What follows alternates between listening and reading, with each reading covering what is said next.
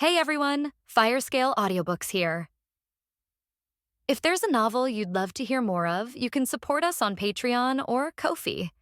Depending on your tier, I'll make extra parts just for the stories you're most excited about. Usually I can only upload 4 to 5 parts of each novel, but with your support, we can go beyond that. And of course, don't forget to hit subscribe. It helps more than you know. The ground near the entrance was quickly broken through. Roar! Bulldozer let out a deep, guttural growl and was the first to charge in. He grabbed a chunk of granite from the ground and hurled it into the crowd with terrifying force. The massive rock crashed down with a dull thud, instantly taking out 2 survivors. Blood splattered everywhere. Hee. The female zombie following close behind let out a chilling, eerie laugh. One of the survivors seized the moment, swinging a machete straight at her head. But her speed was unbelievable. With a swift motion, she raised her hand, her razor-sharp claws slashing through the man's forearm in an instant. His agonized scream echoed through the room. The excruciating pain caused him to drop the machete, which clattered to the floor. The female zombie caught the blade effortlessly, her lips curling into a sinister smile. In the next moment, she swung the machete down with precision, slicing clean through the man's neck. Blood sprayed everywhere, painting the scene in horror. Holy shit, that zombie knows how to use a weapon. This is insane. This doesn't make any sense. What do? We don't stand a chance against them. The survivors' morale shattered in an instant. And then, things got even worse. A crossbow bolt suddenly flew in from a distance, piercing straight through another survivor's skull. Everyone turned to look, only to see the PhD zombie calmly reloading another bolt into his crossbow. This is a massacre. The survivors completely broke down, dropping their weapons and scattering in all directions. By the time Ethan stepped into the fortress, the battle was already over. Corpses littered the ground, and the air was thick with the stench of blood. The entire fortress looked like a slaughterhouse. Ethan walked in slowly, his steps steady and deliberate. Behind him, 3 subordinate zombies followed in perfect formation, moving with the precision of a well-trained squad. Before long, they reached a room. In the center of the room was a pile of extinguished ashes from a fire, surrounded by scattered bones. The bones bore unmistakable human teeth marks.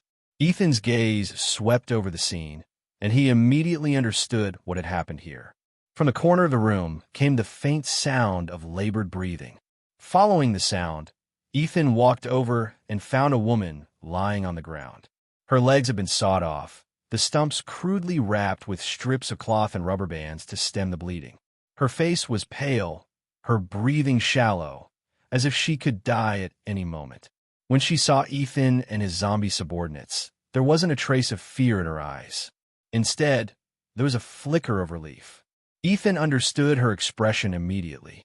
She was begging him to end her suffering. Bulldozer stepped forward and granted her wish without hesitation. In the fortress's final room, Warren and Damien were huddled together, trembling. "Warren, what do? They're going to break in any second." Damien's voice was filled with despair. Warren took a deep breath, trying to steady himself. These zombies clearly still have human intelligence. Maybe we can negotiate with them. Negotiate? Damien froze for a moment, then quickly nodded in agreement. Yes, if we can negotiate, we might still have a chance to survive. Warren continued. Besides, I knew Ethan before all of this. Maybe he'll spare us for old time's sake. A glimmer of hope reignited in Damien's eyes. Warren, you're incredible. Not even the apocalypse can stop you from working your connections. Just as Damien finished speaking, Ethan's figure appeared at the far end of the hallway.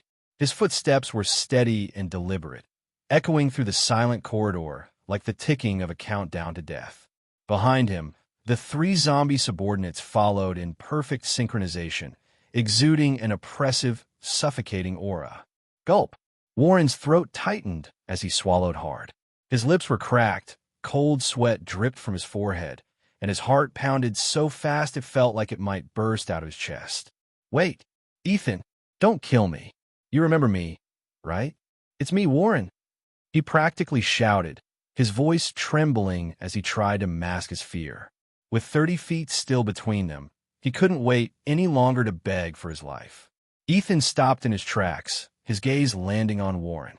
His eyes were cold and empty, as if he were examining something utterly insignificant.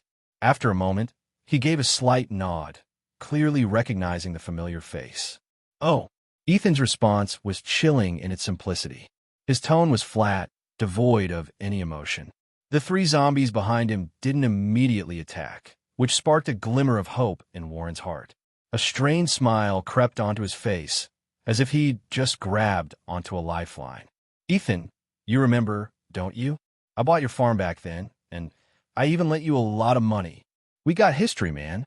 Warren forced a smile, desperately trying to appeal to their past relationship. Ethan frowned slightly, as if he were considering something. After a brief pause, a cold smirk tugged at the corner of his lips. His voice carried a hint of mockery. "So you my creditor, huh?" He paused, his tone suddenly turning icy. "Then I have even more reason to kill you." Warren's face instantly turned ashen, his body stiffening as if he'd been struck by lightning. "Wait, Ethan. That's not what I meant." But it was too late. The three zombies behind Ethan lunged forward with terrifying speed and ferocity. Their claws tore into Warren and Damien's bodies, ripping them apart in a brutal frenzy. Blood sprayed across the walls, and their screams were cut short almost instantly. The two didn't even have time to struggle before they were devoured. The fortress fell silent. There were no survivors. Ethan scanned the area, methodically gathering any useful supplies from the fortress. His movements were calm and unhurried, as if the massacre moments ago had been nothing more than routine. Once he was done, he left the blood-soaked ruins with his three zombie subordinates in tow. Nina was sitting in the cab of a box truck, waiting nervously. Her hands gripped the steering wheel tightly, her knuckles white.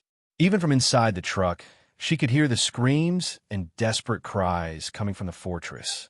The thick metal walls couldn't block out the horror, and her imagination filled in the rest. She pictured the scene inside, something far worse than the slaughter she'd witnessed back at the school. When Ethan finally emerged in front of the truck, his white shirt was still spotless, not a single trace of blood on him. It was as if nothing had happened. He opened the door and climbed into the passenger seat. "Where to next, boss?" Nina asked cautiously, her voice trembling slightly. "Home," Ethan replied curtly, his tone unnervingly calm. The box truck rumbled to life, pulling away from the fortress and heading toward Ethan's residence. Nina was assigned to live in the house next to Ethan's. From that day on, her life changed completely. Every day, she worked tirelessly, washing Ethan's clothes, cleaning the house, doing the dishes, and scrubbing every speck of dust off the floors. She knew that even the slightest hint of laziness could mean death. But Ethan wasn't entirely unkind to her. Every day, he provided her with human food, bread, vegetables, and, on days when he was in a good mood, even frozen steak or seafood to give her a rare treat. Compared to the survivors outside, Nina gradually realized just how lucky she was.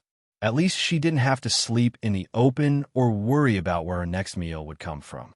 As time passed, Nina slowly adapted to this new way of life.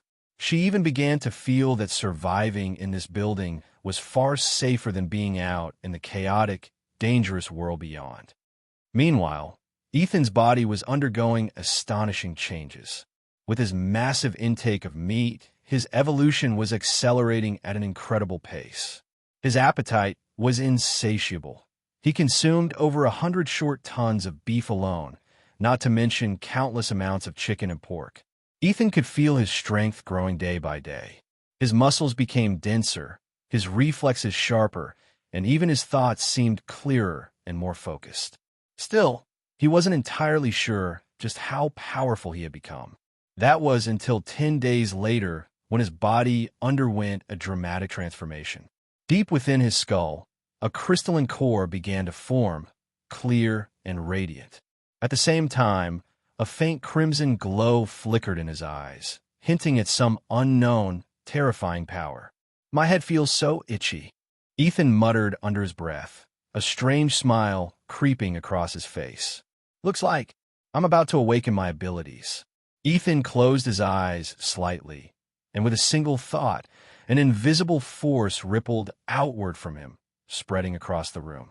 The air seemed to freeze in an instant, and an eerie, oppressive energy enveloped the entire space. This was Ethan's newly awakened ability, Domain of the Dead. The range of the domain was only about 30 feet for now, but even at this limited scale, its power was staggering. At that moment, Nina, who had been quietly scrubbing the floor nearby, was unintentionally caught within its reach. Her body froze abruptly, as if an invisible hand had pinned her down, rendering her completely immobile. A wave of terror surged through her, crashing over her like a suffocating tide. Her legs began to tremble uncontrollably, and the cloth she had been holding slipped from her fingers, falling limply to the floor.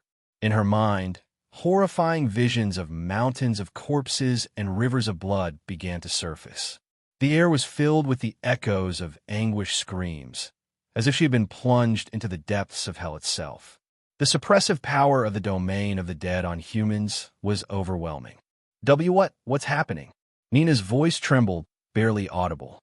She struggled to move her eyes, desperately searching for an explanation, only to realize that Ethan, who had been sitting on the couch watching TV just moments ago, had vanished without a trace. Where was her boss? In truth, Ethan hadn't gone anywhere. His domain granted him another ability, invisibility. Within the domain, he could completely erase his presence from sight, as though he had never existed. But that wasn't all. In Ethan's perception, the world around him had transformed. The once solid walls now appeared translucent, rippling like the surface of water. He raised a hand and tentatively reached out to touch the wall. His palm passed through it effortlessly, as if it wasn't even there. A faint smile tugged at his lips. Taking a step forward, he walked straight through the wall, emerging from the living room into the kitchen in an instant. To anyone else, it was as if he had simply disappeared into thin air. This was another feature of the domain of the dead. Ethan could ignore physical barriers entirely. He could pass through walls, objects, and even sink into the ground if he wished. If he wanted to, he could even reach into someone's chest and rip out their heart without breaking the skin. This power, it's perfect, Ethan murmured to himself, a cold smile playing on his lips. It was a power that could kill without leaving a trace or ensure his escape in the direst of situations. It was flawless, an invisible, wall-phasing zombie king. Who could possibly stand against that? However, this ability wasn't without its drawbacks. As a spatial-type power, it consumed a tremendous amount of mental energy with each use, making it impossible to sustain for long periods. By the time Ethan phased back into the living room from the kitchen, the domain's range had begun to shrink. Nina, now free from its oppressive grip, collapsed to the floor.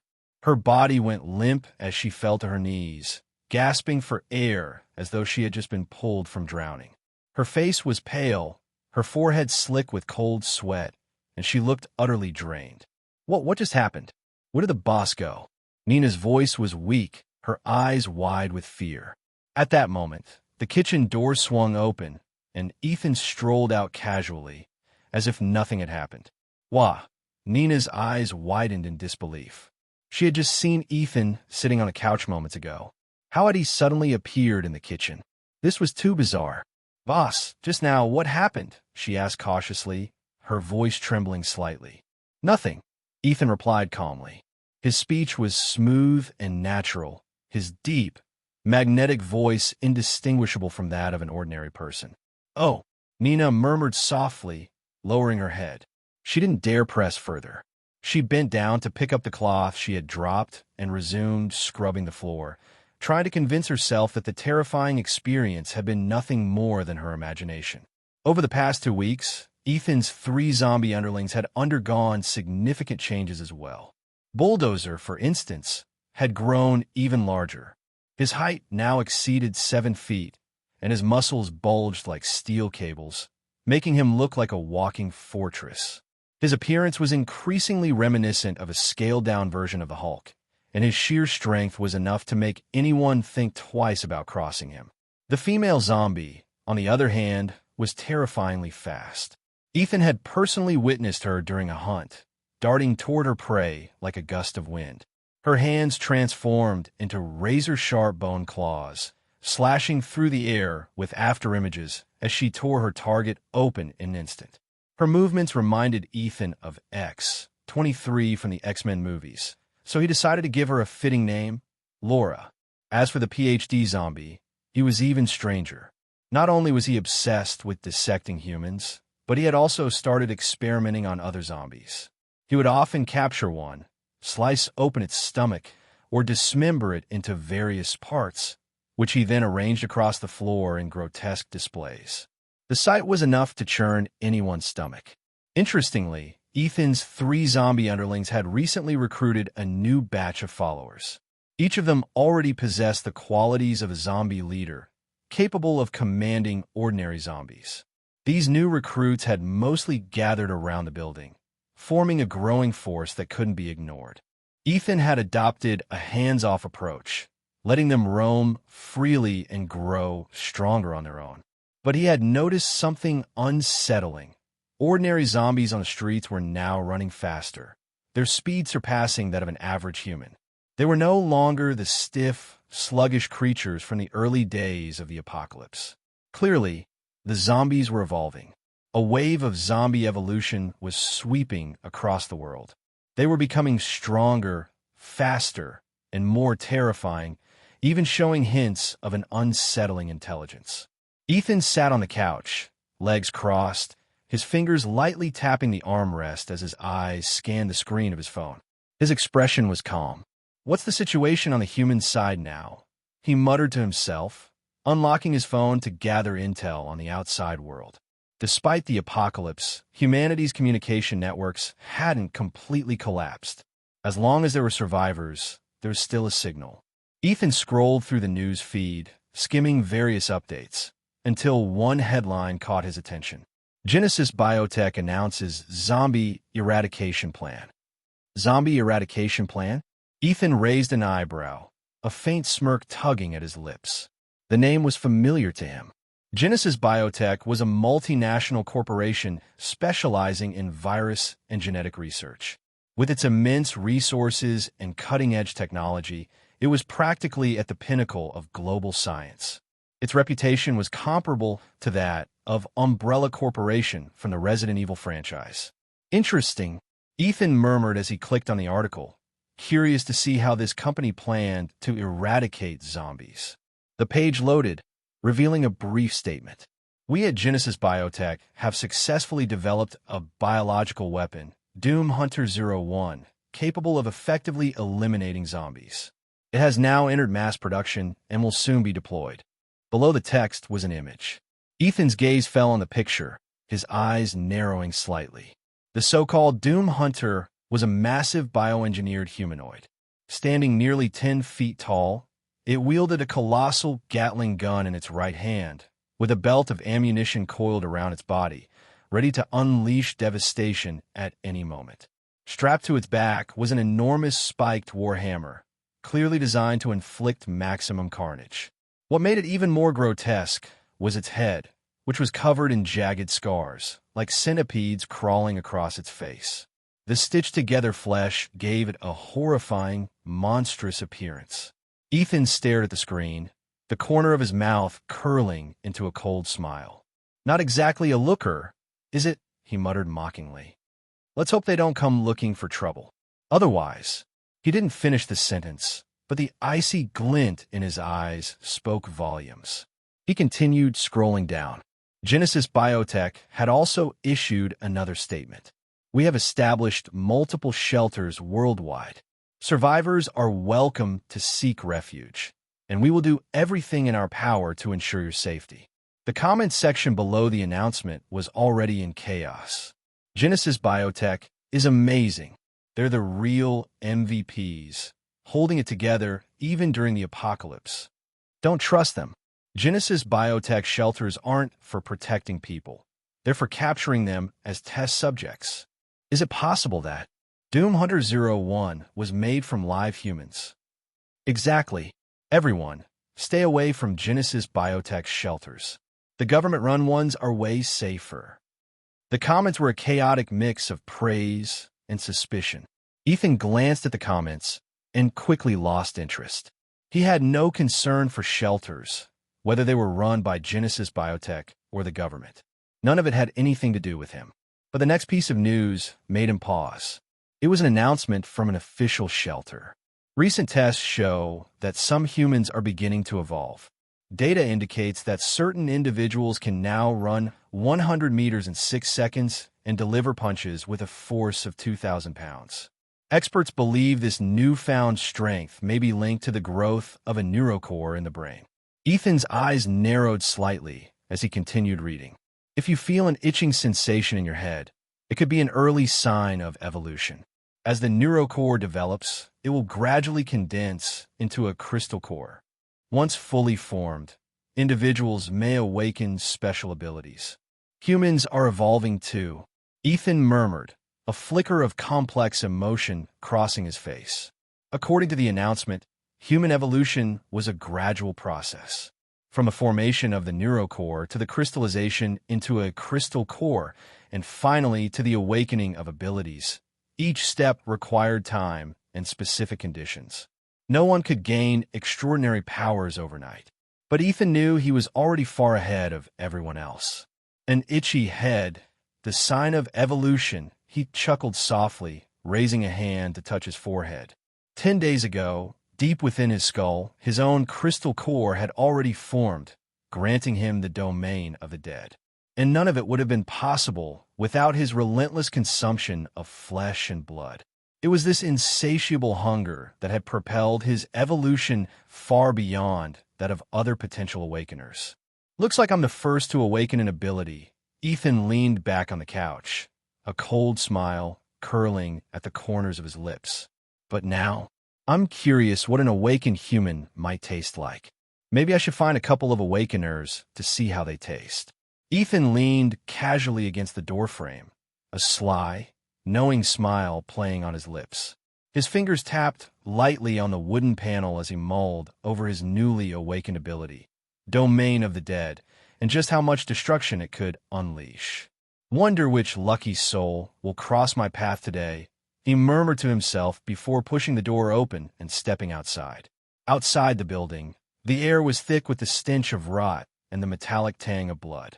The streets were a wasteland of crumbling buildings and scattered debris, a grim testament to the apocalypse. The zombies wandering aimlessly froze the moment they saw Ethan, their heads bowed low, as if compelled by some primal instinct to submit to his presence. The King of the Dead had arrived, and his subjects, millions of them, knelt in silent reverence. Ethan's 3 subordinates weren't around. He'd sent them off on separate missions. Not that he needed them today. Today, he wanted to act alone, to test his new power. With no particular destination in mind, he decided to walk. His steps were unhurried, almost leisurely, as if he were simply out for a stroll.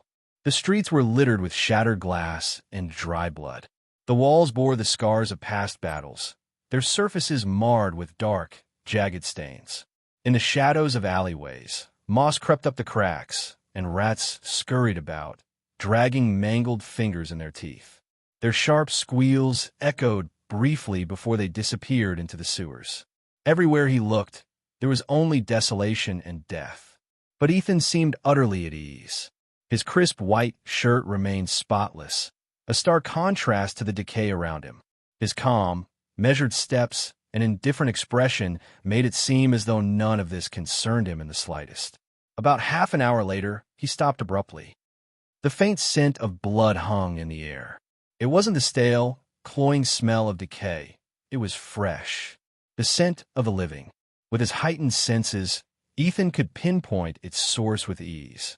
He turned his head, his gaze landing on a dilapidated gate by the side of the road. The faded lettering on the rusted sign above it was barely legible. Zoo. The place had an eerie vibe. Inside, there was no sign of zombies. Not even corpses. Only dark, dried bloodstains smeared across the ground, like a silent warning. It was clear this place had become the territory of something else. Something unknown. Keep out. For most people, this would have been a death trap. But Ethan wasn't most people. He pushed the gate open and stepped inside. The zoo was unnervingly quiet. The wind rustled through the leaves, the only sound breaking the oppressive silence. The cages that once held animals were now empty, their iron bars streaked with dried blood. Tufts of fur and gnawed bones littered the ground, grim reminders of what had happened here. Whatever had been here before was long gone, devoured by something far more dangerous. Ethan walked on, eventually reaching what appeared to be the zookeeper's quarters. The building's doors and windows were sealed shut, reinforced with welded steel bars. Whoever had done this had clearly been desperate to keep something or someone out. Though the place seemed lifeless, Ethan's sharp hearing picked up faint, uneven breathing from inside. Humans. A faint smirk tugged at the corner of his lips, but he didn't approach just yet. Instead, his attention shifted to the distance, where two figures were making their way toward him. The pair were men. One was short and stocky, his rough, pockmarked face resembling the surface of the moon. The other was tall and lanky, dressed in a wrinkled, ill-fitting suit that gave him the air of a washed-up office worker. There was something unsettling about him, a cold, calculating sharpness in his demeanor. Their appearance made it clear they weren't zoo staff. Ethan narrowed his eyes, carefully observing the two men. Their steps were steady and deliberate, their movements brimming with strength. Their vitality was palpable. These weren't ordinary people. Awakeners. Ethan speculated silently, a flicker of excitement flashing in his gaze. His fingers idly stroked his chin as he considered whether to crack open their skulls and see what secrets lay inside. At the same time, the two men noticed the sealed-off building. They exchanged a glance, their lips curling into knowing smirks. "Hey, looks like we've got some survivors here," the tall, lanky man said in a low voice, a hint of excitement creeping into his tone. The short, stocky man nodded, his face twisting into a grotesque grin. "Oh, this is going to be fun. Let's hope there's a little surprise waiting for us inside." "There will be," the tall man replied, licking his lips as a glint of greed flashed in his eyes. "I remember the zookeeper here. She was a real looker." Their conversation was casual, unrestrained, dripping with malice and arrogance. It was clear they were awakeners, emboldened by their powers in this lawless, post-apocalyptic world. The collapse of society had turned them into predators, scavenging for supplies, hunting survivors, especially women. Whenever they found their prey, they didn't hesitate to exploit, torment, and destroy. To them, it was all just a game. "Don't rush it," the tall man said with a cold smirk. "Let's trick them into opening the door first."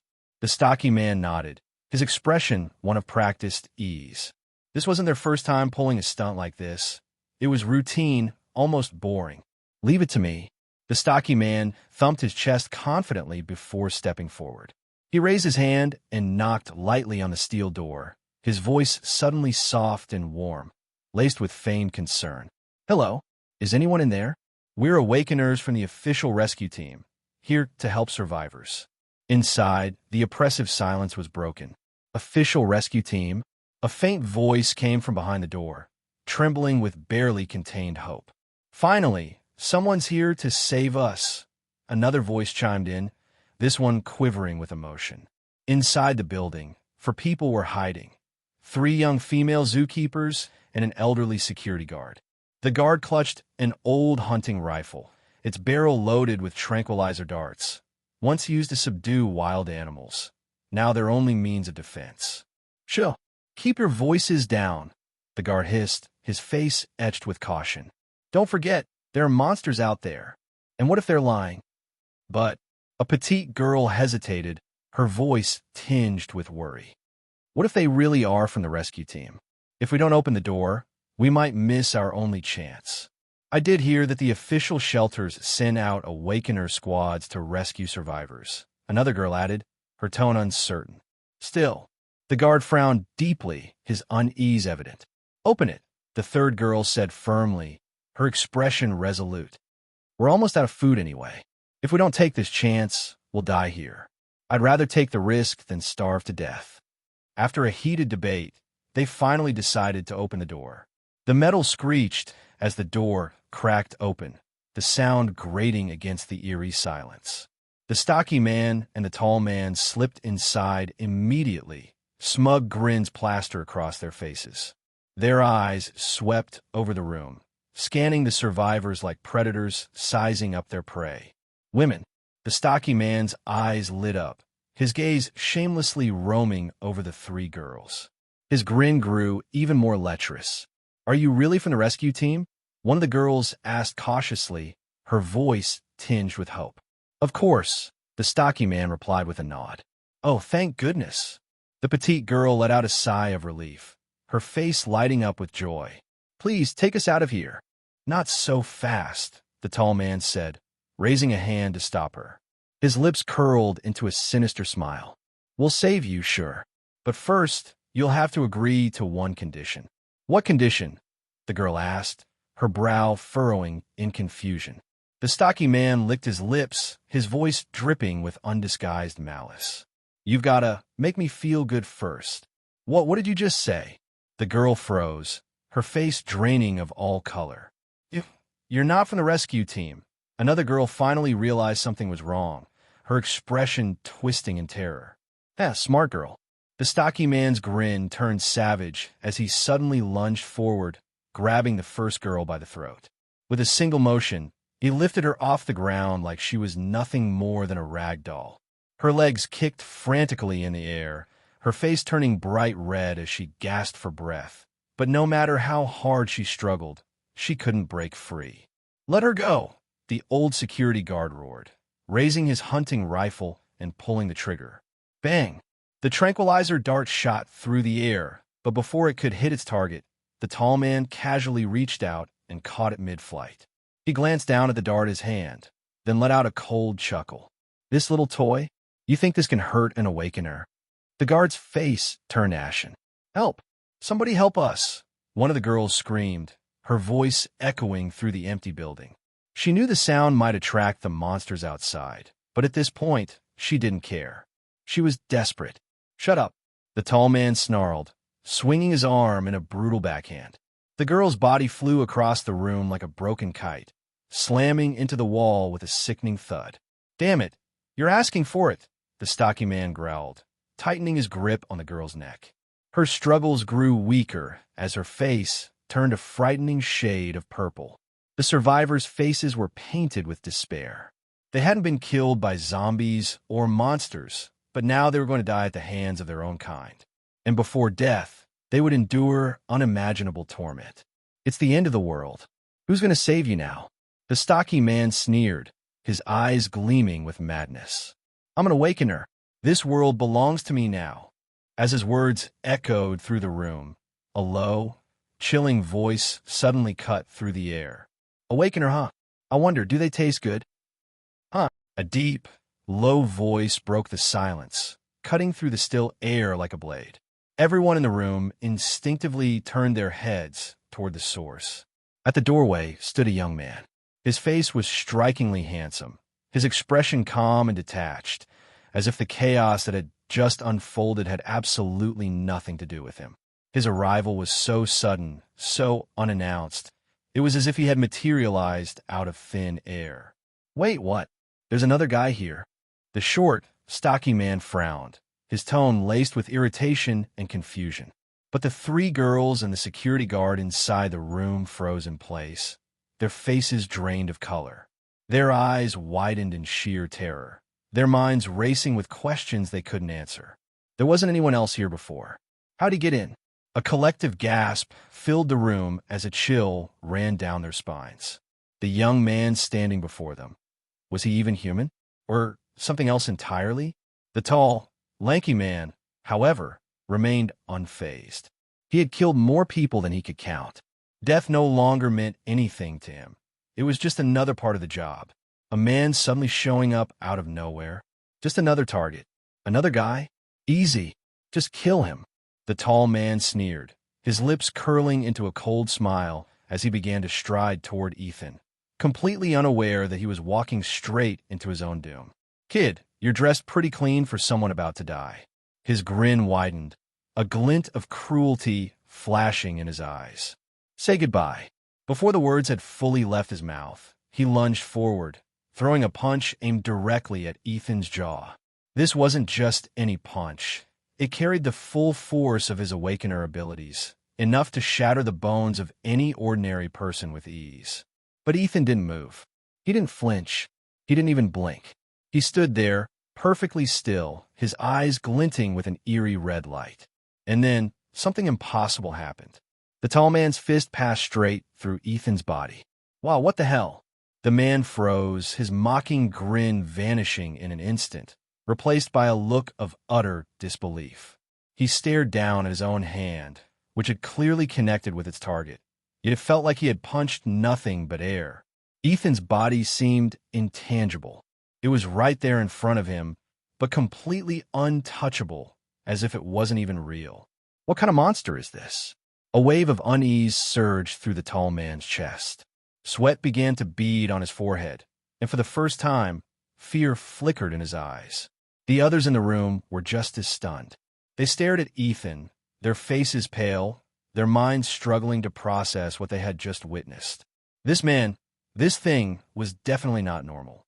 Before the tall man could recover, Ethan moved.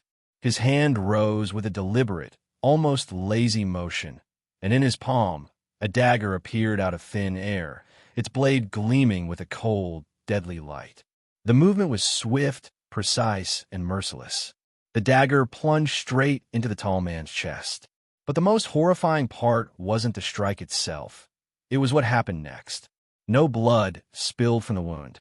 Not a single drop. The tall man's expression froze, his pupils dilating as his body stiffened. He staggered backward, his mouth opening as if to speak, but no sound came out. A moment later, he collapsed to the floor, lifeless. Ethan calmly withdrew the dagger, his movements unhurried, almost methodical. He glanced down at the corpse, a faint smile tugging at the corner of his lips, as if admiring a piece of art he had just completed. This was one of the abilities of his domain of the dead. The dagger hadn't just pierced the man's chest, it had ripped out his very heart. Ethan twirled the blade in his hand with practiced ease, the weapon glinting as it spun. Then, without hesitation, he crouched down, plunging the dagger back into the man's chest. With surgical precision, he carved out the still warm heart. The heart was fresh, vibrant, and still faintly pulsing. Steam rose from its surface, and droplets of blood slid down the blade, hitting the floor with soft, rhythmic splashes. G-Ghost, he's a ghost. The remaining people in the room finally broke. Their composure shattered, and they descended into panic. Their bodies trembled uncontrollably, their faces ashen.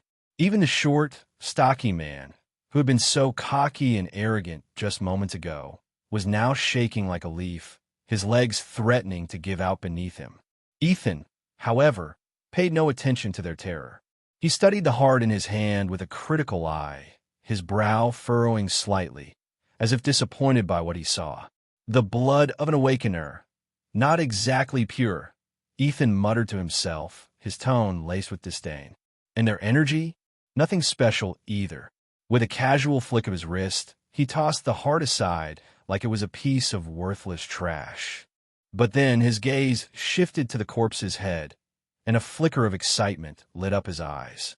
Didn't the authorities say that an Awakener's power comes from a neurocore in their skull? He crouched down, gripping his dagger tightly.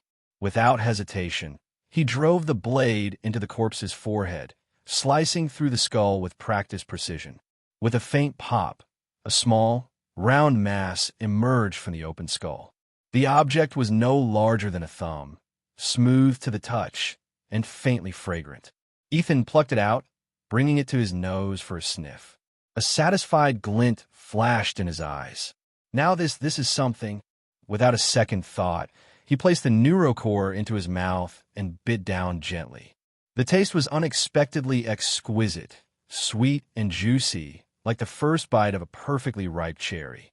At the same time, a warm surge of energy flowed from the neurocore, spreading rapidly through his body.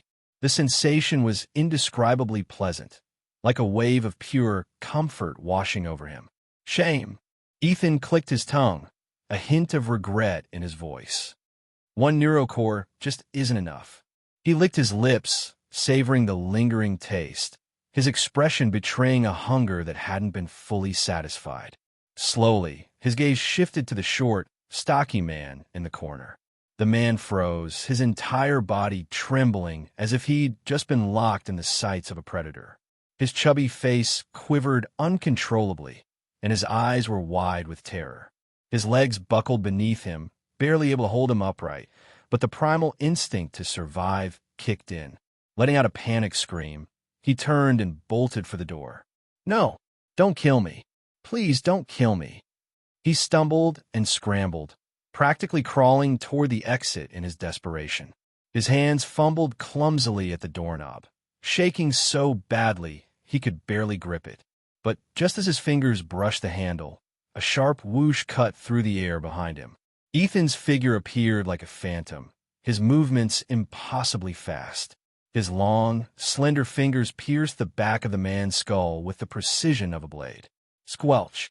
The man's body went rigid, his eyes bulging wide as his mouth opened in a silent scream. He twitched violently for a moment before collapsing to the ground like a lifeless heap of flesh. Ethan withdrew his hand slowly, now holding another faintly glowing neurocore in his palm. "What a hassle," he muttered under his breath, kicking the man's corpse aside as if it were nothing more than a discarded object. He popped the neurocore into his mouth, chewing thoughtfully. A faint smile spread across his face. Not bad. In just a few minutes, Ethan had effortlessly dispatched 2 awakeners. His movements were swift, efficient, and utterly devoid of unnecessary emotion. The remaining survivors in the room were paralyzed with fear. Huddled together in a corner, they trembled violently, their faces pale and their eyes filled with despair. "Please don't kill us. We didn't do anything. Please just let us go. Please." One of them broke into sobs, their voice shaking uncontrollably. None of them even dared to run. They pressed themselves against the cold wall, as if trying to melt into it and disappear. Ethan's cold gaze swept over them, devoid of pity or compassion. He began to walk toward them, his footsteps slow and deliberate. The survivors flinched with every step, retreating further until their backs were pressed firmly against the wall, leaving them nowhere to go. Ethan murmured, as if deep in thought.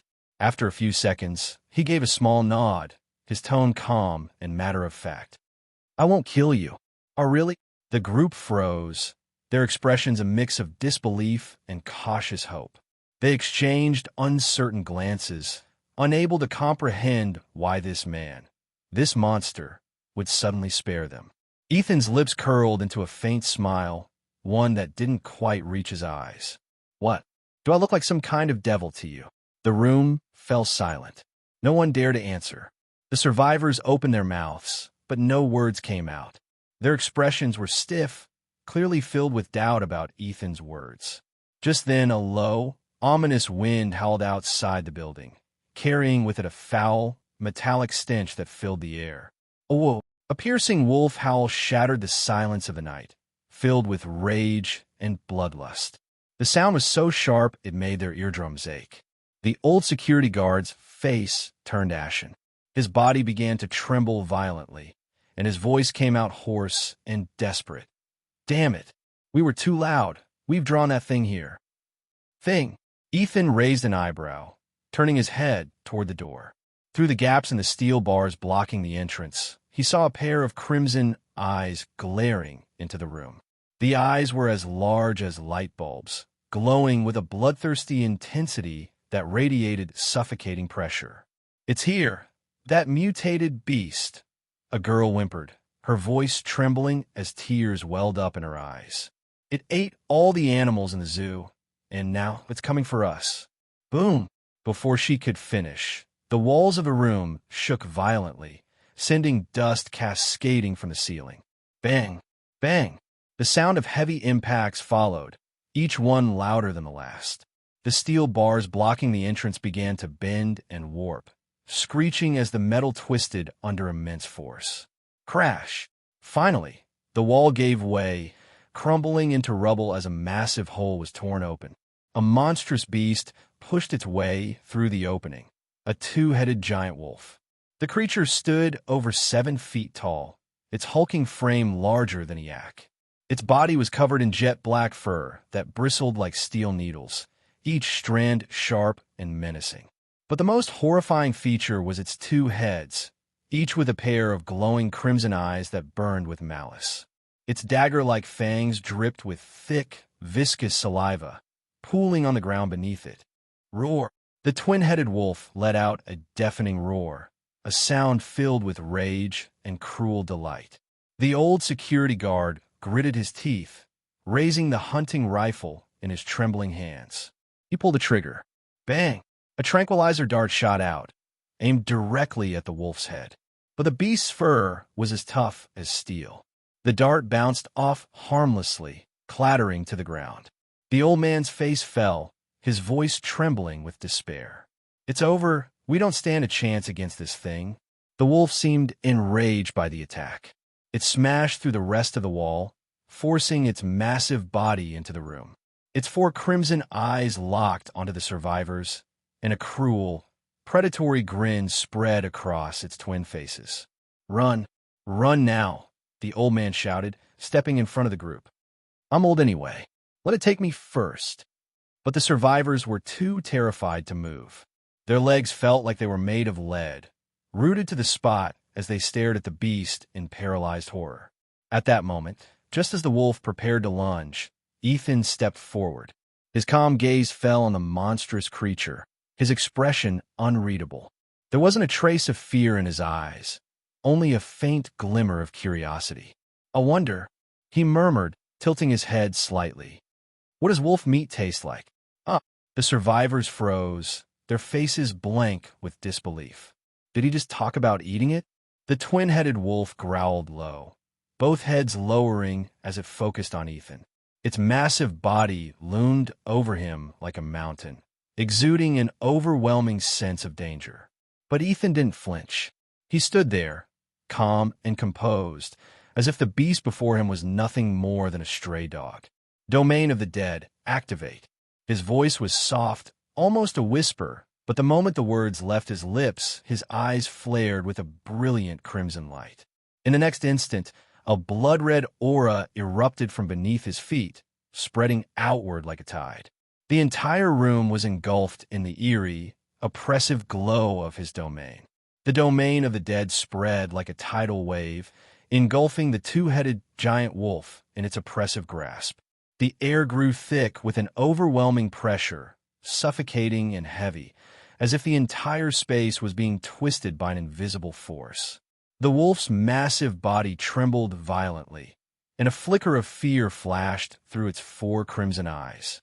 Its enormous frame seemed pinned down by an unseen hand. Its limbs buckled, and with a heavy thud, it collapsed to its knees, letting out a low, pitiful whimper. The once arrogant 2-headed wolf now resembled a scolded dog, cowering on the ground, trembling uncontrollably. Its gaze, once fierce and menacing, was now filled with terror. It seemed as though if Ethan so much as glanced at it again, its very existence would be crushed into nothingness. The scene before them was so shocking that it left everyone speechless. This is insane," one of the survivors muttered, their eyes wide with disbelief. None of them could process what they were seeing. They had thought this disaster was hopeless, that there was no way out. Yet here was this man, effortlessly forcing the monstrous wolf into submission. Ethan, however, remained calm, almost unnervingly so. His gaze lingered on the wolf's 2 heads, a flicker of curiosity in his eyes, as though he were pondering something. 2 heads? Does that mean it has 2 neurocores, or just 1? He murmured to himself, his tone detached, like a scientist mulling over a hypothesis. To test his theory, Ethan stepped forward slowly. The dagger in his hand gleamed coldly under the dim light. Without hesitation, he drove the blade into one of the wolf's heads. His movements were precise and efficient, as if he were performing a routine task. Blood gushed out in a crimson spray, But Ethan didn't falter. His hands moved with practiced ease as he split open both of the wolf's heads. Sure enough, nestled within the skulls were two neurocores, faintly glowing as they lay embedded in the bone. Two, just as I thought, Ethan muttered, a hint of satisfaction in his voice. But as he examined them more closely, he noticed that the two neurocores were significantly smaller than those he had harvested from previous awakeners. What a waste, he said with a click of his tongue. Without further hesitation, he popped both neurocores into his mouth and swallowed them. The neurocores dissolved instantly, releasing a surge of pure energy that coursed through Ethan's body. He closed his eyes, savoring the sensation of his blood and vitality growing stronger. A faint smile tugged at the corner of his lips. He was clearly pleased with the results. Afterward, he casually ran his tongue along the blade of his dagger, tasting the blood that still clung to it. His brow arched slightly. Not bad, he remarked quietly, as though he were sampling a fine dish. His gaze shifted to the wolf's massive corpse. With a wave of his hand, he stored the entire body into his spatial storage ring. "I'll cook it later," he said flatly, his tone devoid of emotion. As for the survivors standing behind him, Ethan didn't spare them a single glance. He had no interest in them, not even enough to bother killing them. To him, they were nothing more than livestock in a farm, perhaps useful for breeding or for harvesting if they ever awakened into something worth his time. Ethan's figure faded into the shadows, slipping through the crumbling walls like a ghost. In moments, he was gone, as if he had never been there at all. The survivors stood frozen, unable to move or speak. Their minds were consumed by a single thought. What kind of monster is he? When Ethan returned home, Nina had already finished tidying up for the day. The house was spotless, every detail meticulously attended to. She stood at the door, waiting for him. "Boss, your clothes are washed and ready. You can change any time," she said respectfully. Go rest," Ethan replied indifferently. But Nina didn't leave. Instead, she placed a hand on the back of her neck, tilting her head slightly. There was a hint of excitement in her voice as she said, "Boss, my neck feels itchy. Do you think I'm about to awaken?" Ethan glanced at her, his eyes sweeping over her briefly. Then, in his usual detached tone, he said, "Go wash your hair." Nina froze, her excitement deflating instantly. With a sigh of resignation, she turned and left the room. Ethan walked in a bathroom. Steam rose as hot water poured from the faucet, fogging up the mirror. He slowly peeled off his blood-stained clothes and stepped into the bath, letting the warm water envelop him. Closing his eyes, he allowed the heat to seep into his muscles, washing away the grime and tension of the day. For a moment, amidst the bloodshed and chaos that defined his life, there was a rare, fleeting sense of peace. After his bath, Ethan changed into the freshly laundered clothes Nina had prepared for him. A pristine white scarf was casually draped around his neck, giving him a clean, sharp appearance, almost elegant. He walked over to the dining table and retrieved the freshly hunted two-headed wolf from his spatial storage ring. With practiced precision, he sliced off a piece of meat and placed it onto a grill pan. The aroma of charcoal filled the air as the wolf meat sizzled, its surface gradually turning golden brown, releasing a mouth-watering scent. Ethan picked up a knife and fork, cutting off a piece of the roasted meat and placing it into his mouth. He chewed slowly, savoring the texture. The meat was firm, with a hint of wild gaminess, and tasted even better than he had expected. As he ate, he turned on the television. The screen flickered to life, displaying an emergency broadcast from the survivors. "Warning, we've discovered a new type of monster. It's not just animals mutating anymore. Some are even merging with zombies. This footage was just captured by a drone. Take a look." Ethan glanced up, his attention drawn to the screen. The footage showed a massive python coiled atop an abandoned building.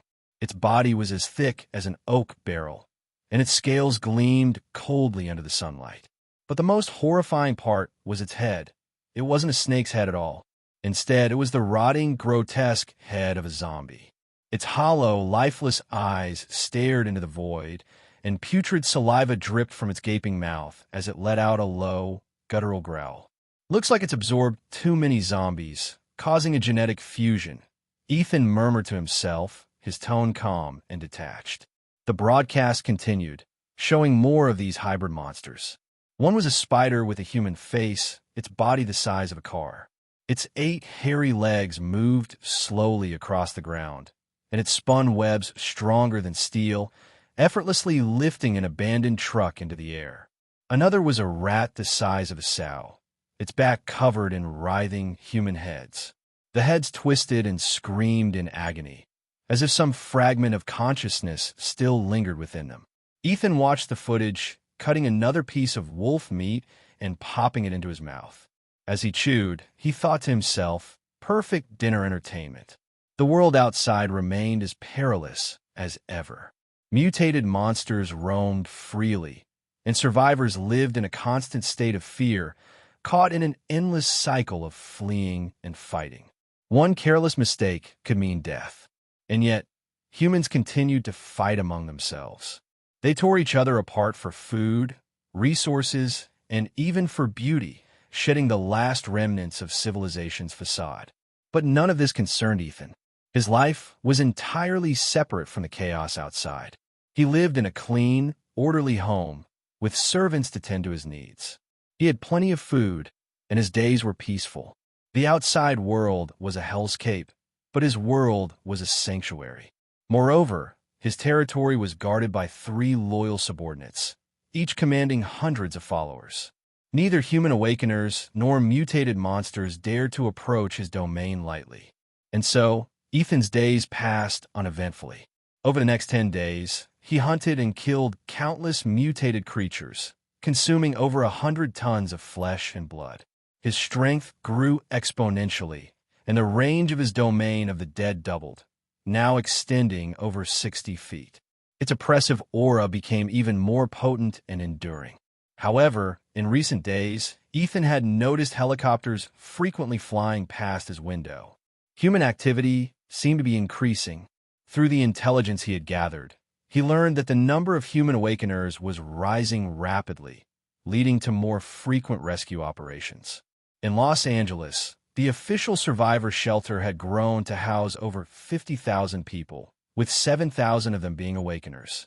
The shelter had even published a list of the top 100 awakeners, ranked from number 001 to number 100 based on their strength. Although the rankings were based on data analysis rather than actual combat, they still attracted widespread attention. In addition, the shelter broadcast daily updates on rescue missions to prevent survivors from mistaking the teams for threats or falling victim to imposters with malicious intent. That day, Ethan was lounging on his sofa, casually watching television. Most networks had collapsed, leaving only a handful of broadcasts from the shelter's radar signals. Today's rescue mission update. We've dispatched 2 awakeners, Mia Taylor and Sean Carter, to University City. Survivors in the area, please prepare for evacuation. Ethan hadn't been paying much attention, but when he heard those 2 names, he froze. He set down the wine glass in his hand and turned his gaze to the screen, studying the 2 photos that appeared. The first was of a young woman. She had straight brown hair with blunt bangs, her pale skin almost translucent.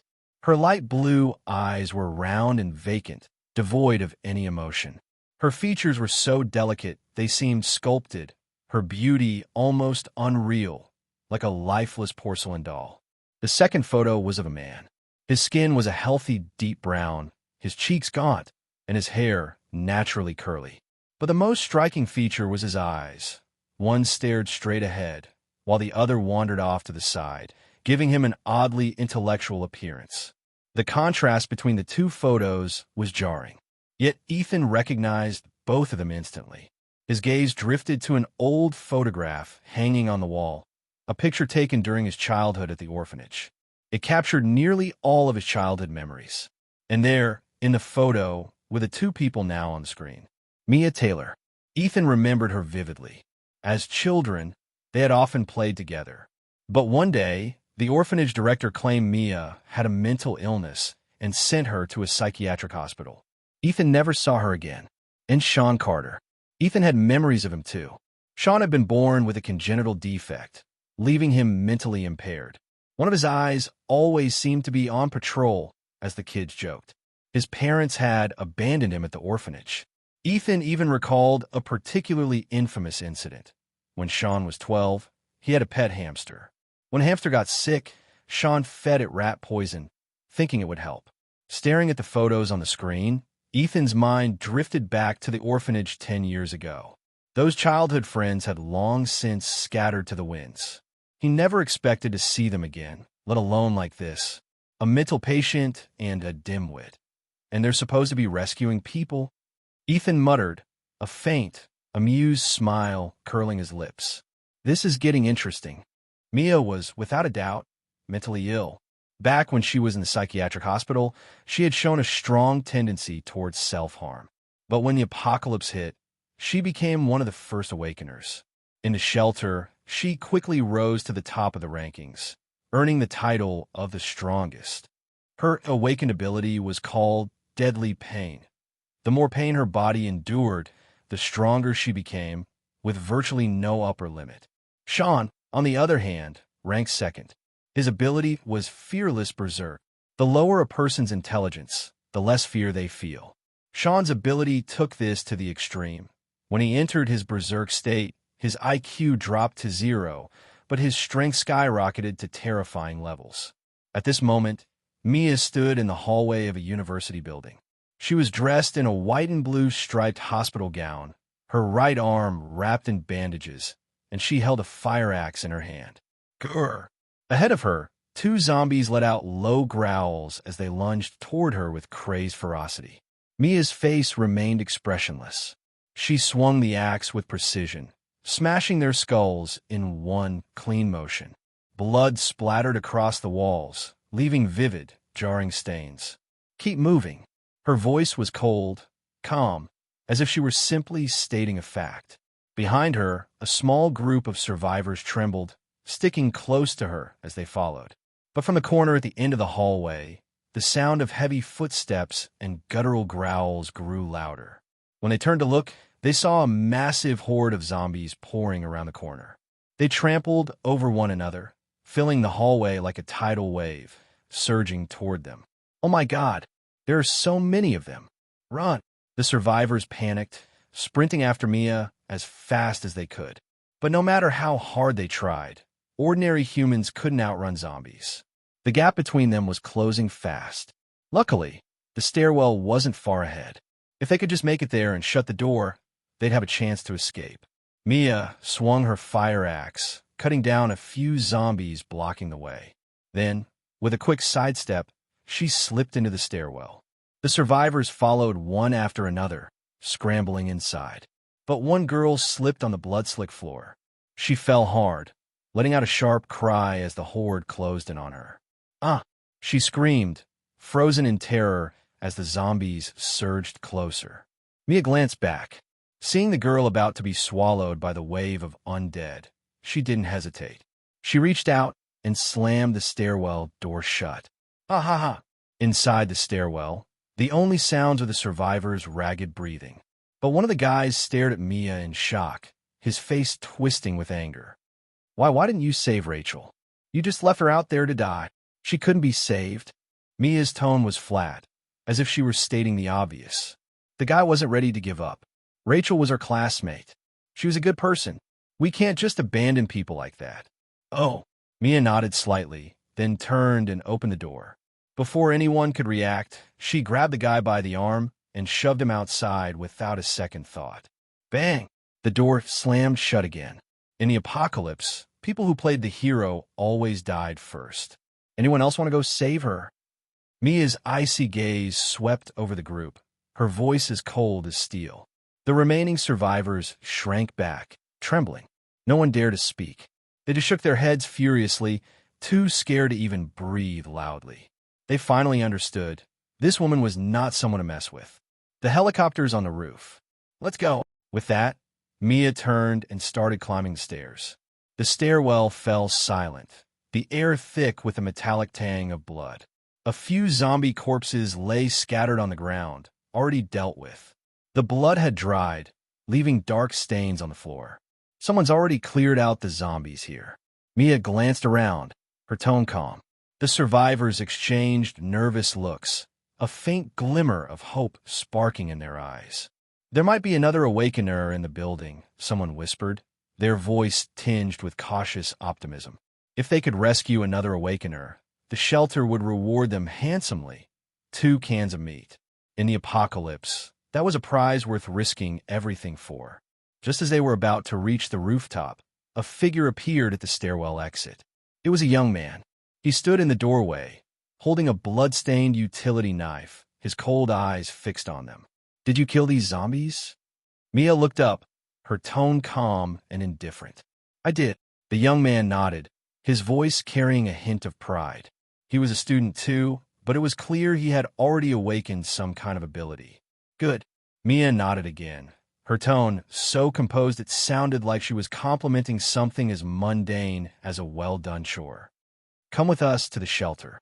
But the young man shook his head, a flicker of madness flashing in his eyes. "Go to the shelter? Why would I do that? A place like that, where you're under someone else's control. Out here, it's so much better, free, unrestrained." He paused, a twisted smile curling at the corners of his mouth. "How about this instead? You all stay here and keep me company." "Eric, are you insane?" A girl in the group gasped, clearly recognizing him. Some people's personalities changed drastically after awakening their abilities, and Eric was clearly one of them. "Insane." Eric let out a cold laugh, his expression turning sinister. He flipped the utility knife in his hand, his body moving in a blur as he lunged straight at the girl. The blade sliced through the air, aiming directly for her chest. Thud! The knife pierced flesh, but it wasn't the girl's body. Mia's arm had intercepted the blade, the tip sinking deep into her forearm. Blood trickled down the blade, staining the bandages wrapped around her arm a vivid crimson. The red looked like a blooming flower, striking and grotesque. "You—" Eric froze, his gaze locking onto Mia's face. To his shock, her expression hadn't changed at all, as if she didn't feel any pain. "You don't feel pain, do you?" he asked in a low voice, unease creeping into his tone. At that moment, the bandages on Mia's arm began to unravel, revealing her skin beneath. It was a horrifying sight. Her arm was covered in scars, some fully healed, others still raw and scabbed over. These were the marks of self-inflicted wounds, remnants of her past. "Pain, isn't it beautiful?" Mia's lips curled into a faint smile, her eyes glinting with something dark and unsettling. Her ability, Deadly Pain, had fully awakened. Her power surged in an instant. She raised her left hand and gently pushed Eric's chin upward. Crack! A sharp sound echoed as Eric's neck snapped. His body crumpled to the ground like a puppet with its strings cut. Mia glanced down at him, muttering softly, "There go 2 cans of meat." When Mia led the survivors to the rooftop, a helicopter was parked not far away. A lean figure stood beside it, his back to them, holding onto a zombie by its collar. "Breaker, breaker. This is Tango 2. Do you copy?" "Over." Sean called into his radio, still gripping the zombie. "What are you doing?" Mia walked up, frowning. Sean turned around, his signature brilliant look in his eyes.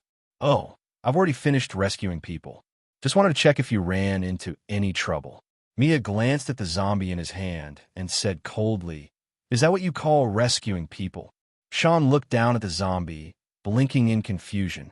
"Huh, it was a person just a moment ago. When did it turn? My bad."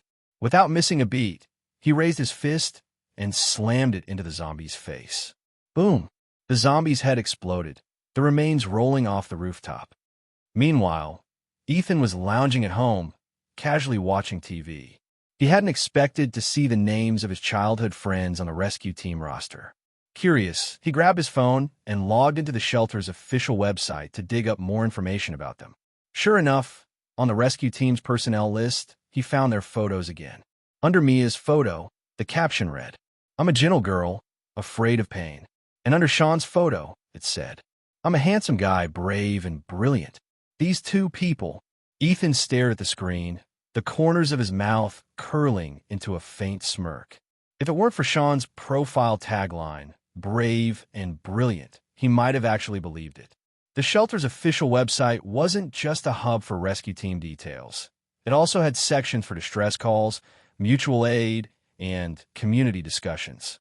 In these forums, the residents of the shelter posted all kinds of messages, some absurd, some painfully real.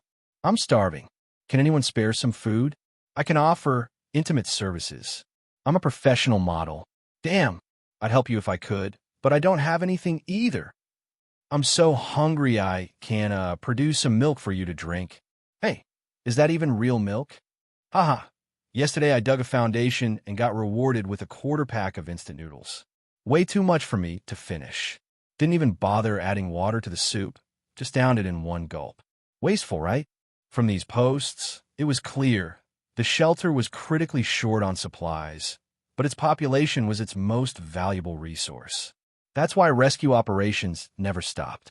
As Ethan casually browsed, his attention was drawn to a research report that had been shared countless times. The bold title read, Genesis Biotech Research Report. The report detailed a shocking discovery. According to our research, the brains of high-level zombies contain a substance called neurocore. When absorbed by human awakeners, it can rapidly enhance their abilities. As such, our company has launched Operation King Hunt, targeting the capture of the Zombie King. Ethan wasn't unfamiliar with Genesis Biotech. This was the same company that had previously rolled out the Zombie Eradication Plan. Now, with this King Hunt initiative, their reputation in the shelter had reached an almost obnoxious level of notoriety. Operation King Hunt. Ethan muttered to himself, his fingers lightly tapping the desk as he fell into thought. Just as he was piecing things together, a deep, guttural sobbing sound came from outside his door. What's he crying about now?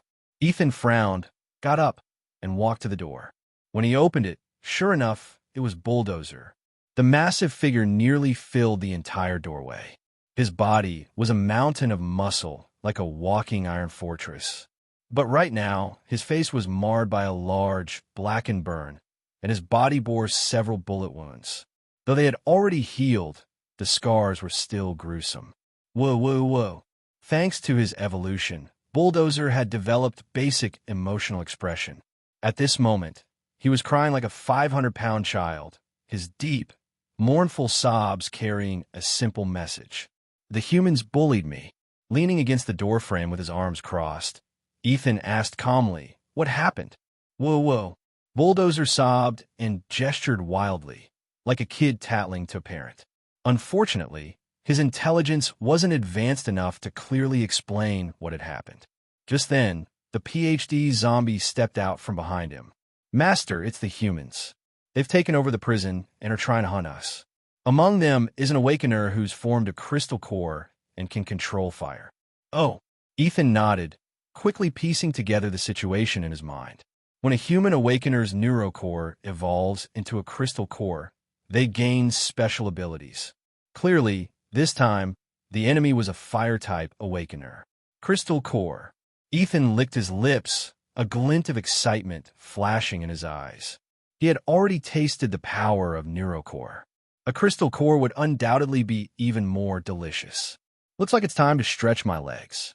Turning back into the room, Ethan casually pressed a button, sending out a hunting signal to his troops. Roar! Bulldozer immediately stopped crying and let out a deafening roar toward the sky. The roar was like a signal flare, triggering a chain reaction. Thousands of zombies in the vicinity of the building responded instantly, their frenzied howls echoing one after another, shaking the very air. Ethan stepped out onto the ruined street, flanked by three of his most trusted subordinates, Bulldozer, Laura, and the PhD zombie. Behind them, a massive horde of zombies surged forward. These zombies, with their feral eyes and violent movements, had become an unstoppable force. In this post-apocalyptic world, such a horde could sweep away anything in its path. On the sides of the street, mutated rats and dogs screeched in terror and scattered in all directions. Ethan raised his hand and gave a slight wave, his voice calm and low. "All units, attack." "Roar!" At his command, The horde of undead let out an earth-shaking roar and surged forward like a raging flood, rushing straight toward the prison. The prison stood like a lone fortress, surrounded by high walls and watchtowers. Over 100 guards were stationed along the perimeter, armed to the teeth and clad in matching tactical gear. They were the elite forces of Genesis Biotech, highly trained, disciplined, and efficient. The towering walls and fortified defenses were more than enough to keep ordinary zombies at bay, so the guards were relatively relaxed. Inside one of the spacious rooms in the prison, however, the atmosphere was entirely different. Soft lighting illuminated a luxurious sofa, where a young man sat at the center. His name was Alex, a Fire Element Awakener. He lounged lazily on the sofa, his legs propped up on the coffee table, a smug grin playing on his lips. In front of him, two women with graceful figures were tending to him with careful precision. Their movements were practiced, but their eyes betrayed a dull, submissive emptiness. For Alex, this was just another day. In the apocalypse, getting women wasn't hard. 2 loaves of bread were often enough to make them willingly submit. Man, this is the life. Alex sighed, closing his eyes, his voice dripping with satisfaction. Before the apocalypse, he'd been just another office worker, living a dull, monotonous life day after day. But now everything had changed. After awakening his powers, he was recruited by Genesis Biotech and given a life of luxury. Good food, good drinks, and even the women he once thought were out of his league were now his playthings. Talk about a rags-to-riches story, huh? Alex thought to himself, his grin widening. He had managed to condense a rare crystal core, making him one of the strongest in the human faction during the apocalypse. Hunting high-level zombies, absorbing neurocores, his power kept growing. Sometimes he felt like the protagonist of one of those post-apocalyptic novels, destined to carve out his legend in this wasteland. But just as he was basking in his fantasies, the door burst open. A guard rushed in, his face tense with urgency. "Alex, our drones just spotted a zombie horde heading straight for us." "A horde?" Alex opened his eyes, raising an eyebrow. Instead of panic, a flicker of excitement crossed his face. If there's a horde, that means there's a zombie king leading them. He stood up, a cold smile tugging at his lips. This could be a golden opportunity. Hunting a zombie king meant obtaining a neurocore, or even a crystal core, his shortcut to further evolution. He waved his hand, signaling the guard to lead the way. "Let's go check it out." Minutes later, Alex stood atop one of the prison's watchtowers, gazing out at the distant streets. A massive, dark wave of zombies was surging toward them, like a relentless tide.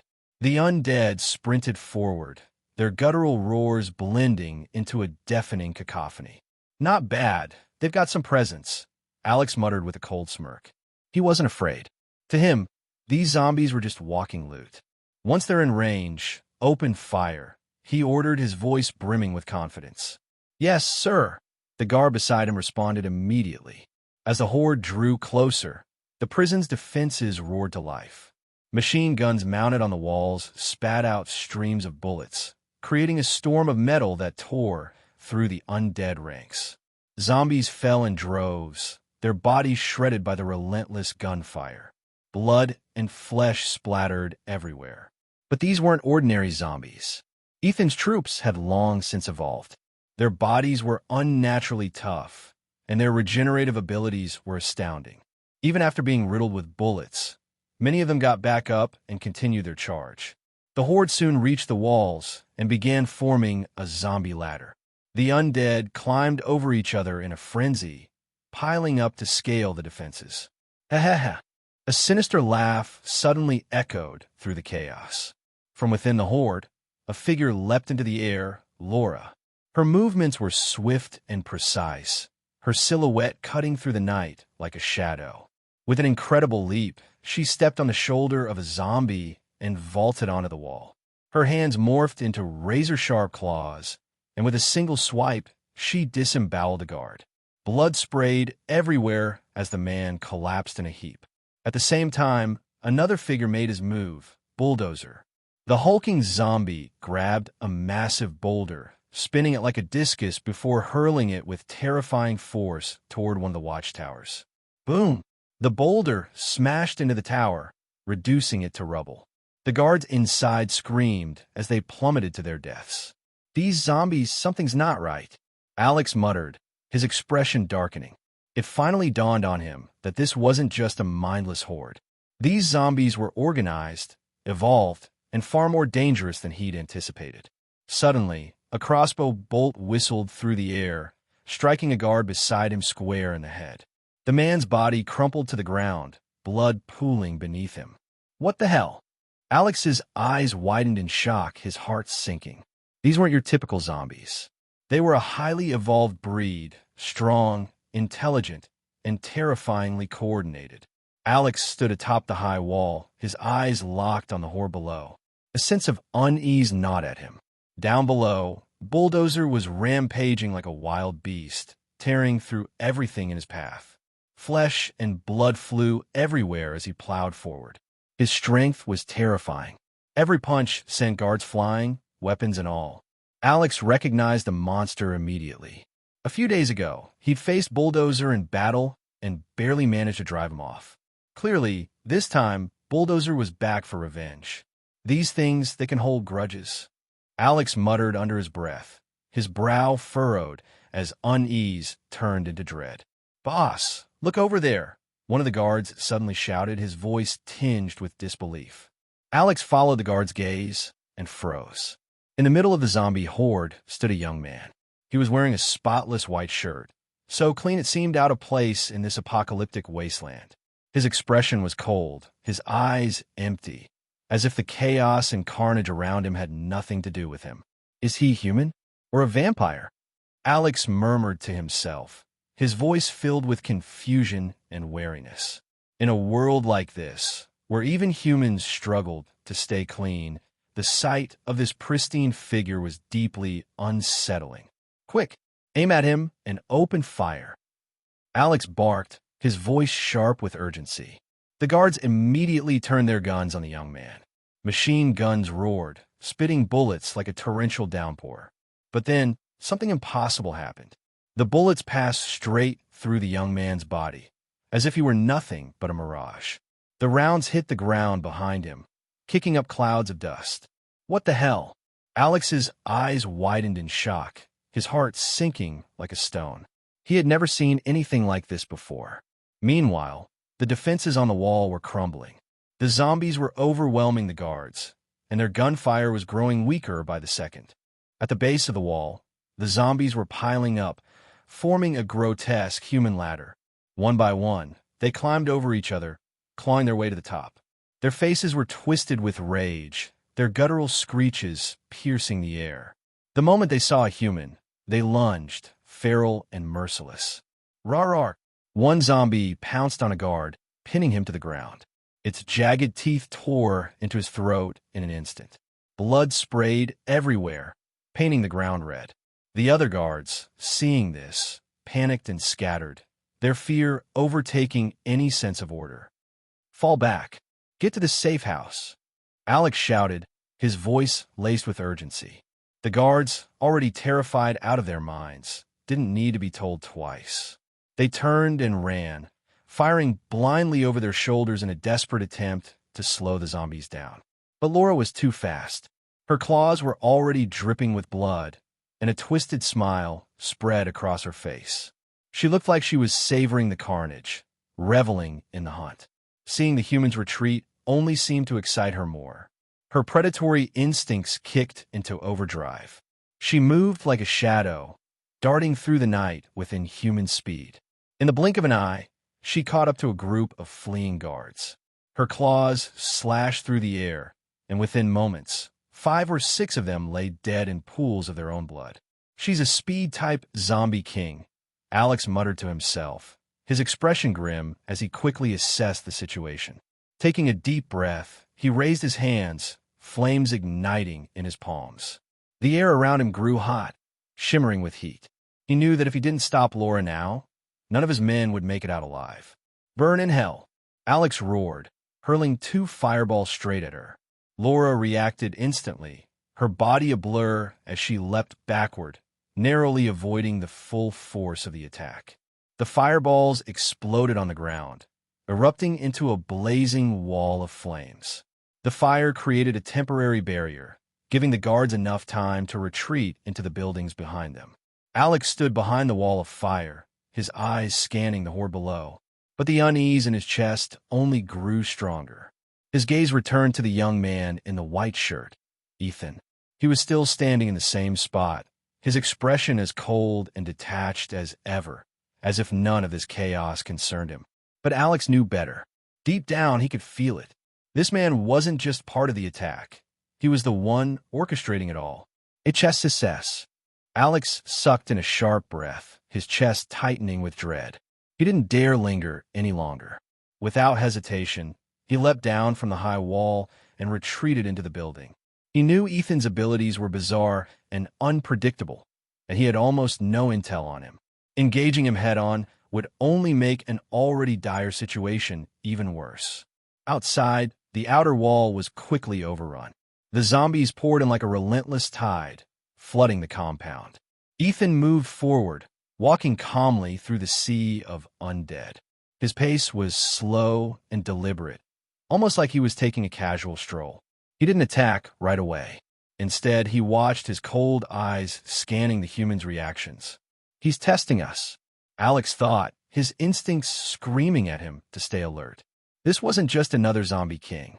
Ethan was something else entirely, an intelligent predator. A faint smirk tugged at the corner of Ethan's lips, cold and calculating. He wasn't in a rush to unleash his power, domain of the dead. It was a devastating ability, but its duration was limited. He didn't want to waste it. And, more importantly, he didn't want to stain his pristine white shirt. The brief skirmish had already taken a heavy toll on the prison's defenders. What had started as a force of over 100 guards was now reduced to fewer than 40, barely holding on. Meanwhile, Ethan's zombie horde was virtually untouched, advancing with unstoppable momentum.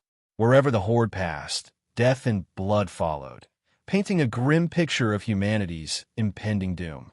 It was as if the apocalypse itself had come knocking. Trailing behind Ethan was Bulldozer, his massive frame towering over the ruins. His grotesque face twisted into a grin that was almost childlike, though his eyes burned with the satisfaction of revenge. Finally, payback, Bulldozer growled, his voice low and guttural, tinged with cruel delight. You thought you could mess with me? Now it's your turn to suffer. Inside the prison, Alex and the remaining guards had fallen back to their last line of defense, a heavily fortified safe house. The safe house was a bunker-like structure built entirely from 10-inch thick alloy. Every surface, from the walls to the ceiling and floor, was reinforced with no weak points. The only openings were a few small firing slits in the front wall, just large enough to shoot through or allow air to circulate. Phew! The guards, now huddled inside, finally let out a collective sigh of relief. Their faces were pale, etched with exhaustion and fear. These zombies, they're insane, one guard gasped, still catching his breath. Yeah, they're nothing like the ones we've fought before. Another chimed in, his voice trembling. No kidding. Have you ever seen zombies using weapons? Someone snapped, frustration and fear bubbling over. Believe it or not, I almost got hacked to death by one with a hunting knife. Another guard muttered, his voice shaky with lingering terror. These things are evolving way too fast. The group broke into nervous chatter, their words laced with fear of the unknown. But their uneasy conversation didn't last long. Outside, the zombies had already reached the safe house. The creatures clawed and scratched at the alloy walls, their grotesque faces pressed against the metal as they let out ear-piercing shrieks. No matter how hard they tried, though, the thick alloy didn't budge. Get the satellite phone and contact HQ. Request immediate backup, Alex ordered, his voice calm but firm. We're safe for now, but we can't stay trapped in here. Got it. One of the guards nodded quickly, grabbing the comms equipment and starting to dial. But before the call could go through, a deafening crash echoed from outside. Boom! The ground shook as Bulldozer's massive figure appeared in front of the safe house. He had smashed through several walls on his way, leaving a trail of destruction behind him. Now he stood before the alloy bunker, his enormous fists clenched. With a roar, Bulldozer raised one of his fists and slammed it into the wall. Bang! Bang! Bang! Each punch landed like a sledgehammer, causing the entire safe house to tremble. The guards inside exchanged nervous glances, their confidence wavering. But the alloy walls held firm. No matter how hard Bulldozer hit, the safe house didn't give an inch. Huh, big guy, looks like you're not getting in, Alex sneered, a smirk tugging at his lips. His voice carried a hint of mockery, though his eyes remained sharp and calculating. Alex had complete faith in the safe house. It was specifically designed to withstand attacks from brute force zombie kings like Bulldozer. Rayark, damn humans! Bulldozer roared, his massive fists slamming into the alloy walls over and over again. But no matter how hard he hit, the walls didn't budge. His furious roars echoed like thunder, shaking the air, but all he could do was vent his frustration in vain. Inside the safe house, Alex stood calm and composed, analyzing the situation. Through one of the firing slits, his sharp gaze scanned the horde outside. There was no way Bulldozer, with his limited intelligence, could have orchestrated such a coordinated attack. The real mastermind was obvious. It had to be that eerily pristine young man. As Alex's thoughts raced, the chaos outside suddenly fell silent. The deafening roars and snarls of the zombies ceased all at once, leaving an eerie, oppressive stillness in their wake. It was like a noisy classroom suddenly going silent the moment the teacher walked in. What's going on? One of the guards whispered, his voice tinged with unease. Why did they all just stop? Another asked, his tone equally nervous. These zombies, they're not normal, someone muttered, their voice trembling. The guards exchanged uneasy glances, their fear mounting. Since the outbreak began, none of them had ever seen anything like this. Then, in the unsettling quiet, the horde began to move. But not in the way they expected. The zombies parted, shuffling to the sides in perfect unison, creating a straight, open path through their ranks. The movement was unnervingly precise, like soldiers clearing the way for their commander. What the hell? One of the guards gasped, his eyes wide with disbelief. Down the newly formed path, a figure emerged. It was Ethan. He walked slowly, his steps measured and deliberate, his spotless white shirt still impossibly clean. His expression was as cold and detached as ever, as if the carnage around him was beneath his notice. Flanking him were Laura and the PhD zombie, one on each side, like loyal bodyguards. Their presence only added to the sense of hierarchy, a chilling reminder that this was no ordinary horde. Boss, these zombies, they're way too weird, one of the guards stammered, his voice shaking with fear. Alex's eyes narrowed, his expression grim. He was just as shocked as his men, but he forced himself to stay calm. Don't worry, he said, his voice steady. They can't get in. As long as we stay put and wait for backup, we'll be fine. The guards nodded, reassured by Alex's confidence. The alloy walls of the safe house were incredibly thick, strong enough to withstand even a missile strike. For now, they were safe. But not everyone inside was handling the pressure well. A few of the guards, pushed to their limits by fear and anger, began shouting at the zombies outside, their voices filled with rage and desperation. Come on, you undead bastards. Think you're so tough? Get in here and bite me. Yeah, what's with all the theatrics? You're not so scary. Damn it, you kill my brothers. I'll kill every last one of you. Fueled by their frustration, some of the guards aimed their weapons through the firing slits and opened fire, spraying bullets into the horde outside. Muzzle flashes lit up the dark as the rounds tore into the zombies. The guards shouted curses as they fired, venting their fear and fury. But then, something happened. Ethan's figure vanished. Stop it, you idiots. Alex's sharp voice cut through the chaos, halting his subordinates' reckless actions. He knew firing at the horde of zombies outside was pointless, a waste of precious ammunition. But what unsettled him even more was this. Ethan was gone.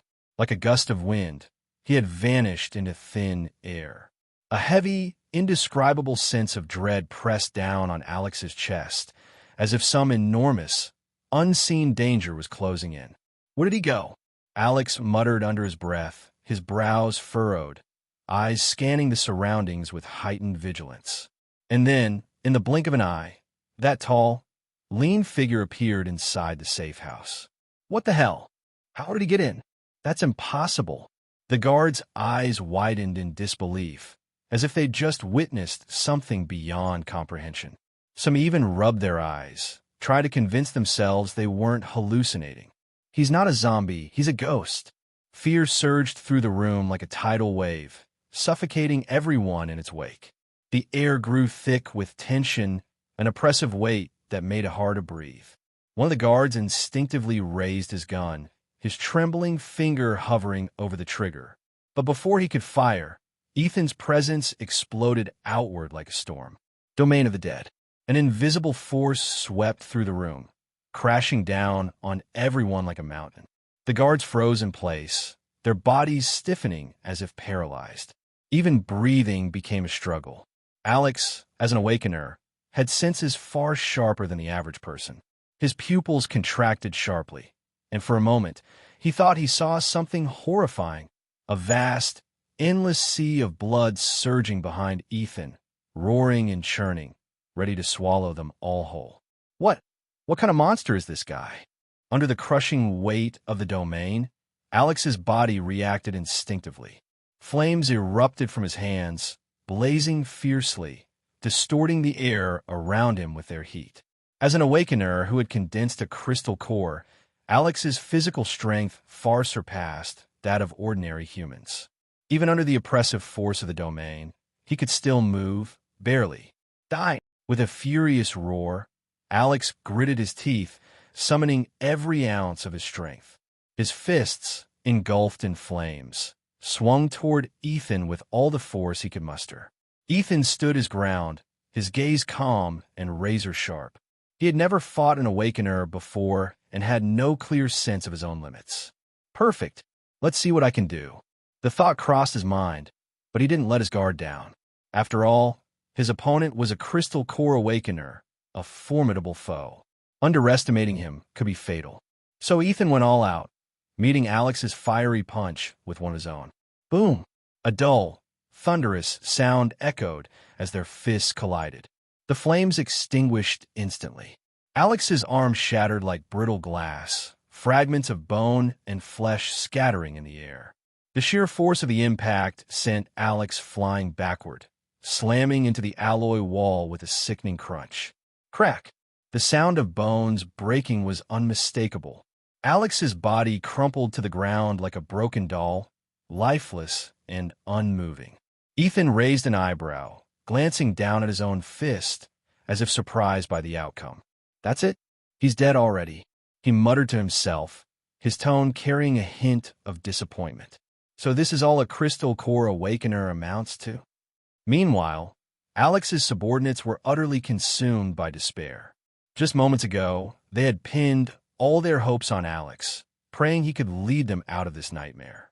But in a single exchange, their leader had been utterly destroyed, without even a chance to fight back. This guy, he's not human. He's a demon. The apocalypse is here, for real this time. The energy contained within it was far more potent than any neurocore Ethan had ever encountered. Might as well treat it like a warm slice of chocolate cake. Ethan popped the crystal core into his mouth and bit down gently. The moment his teeth cracked it open, the core dissolved into a surge of pure energy that flooded through his entire body.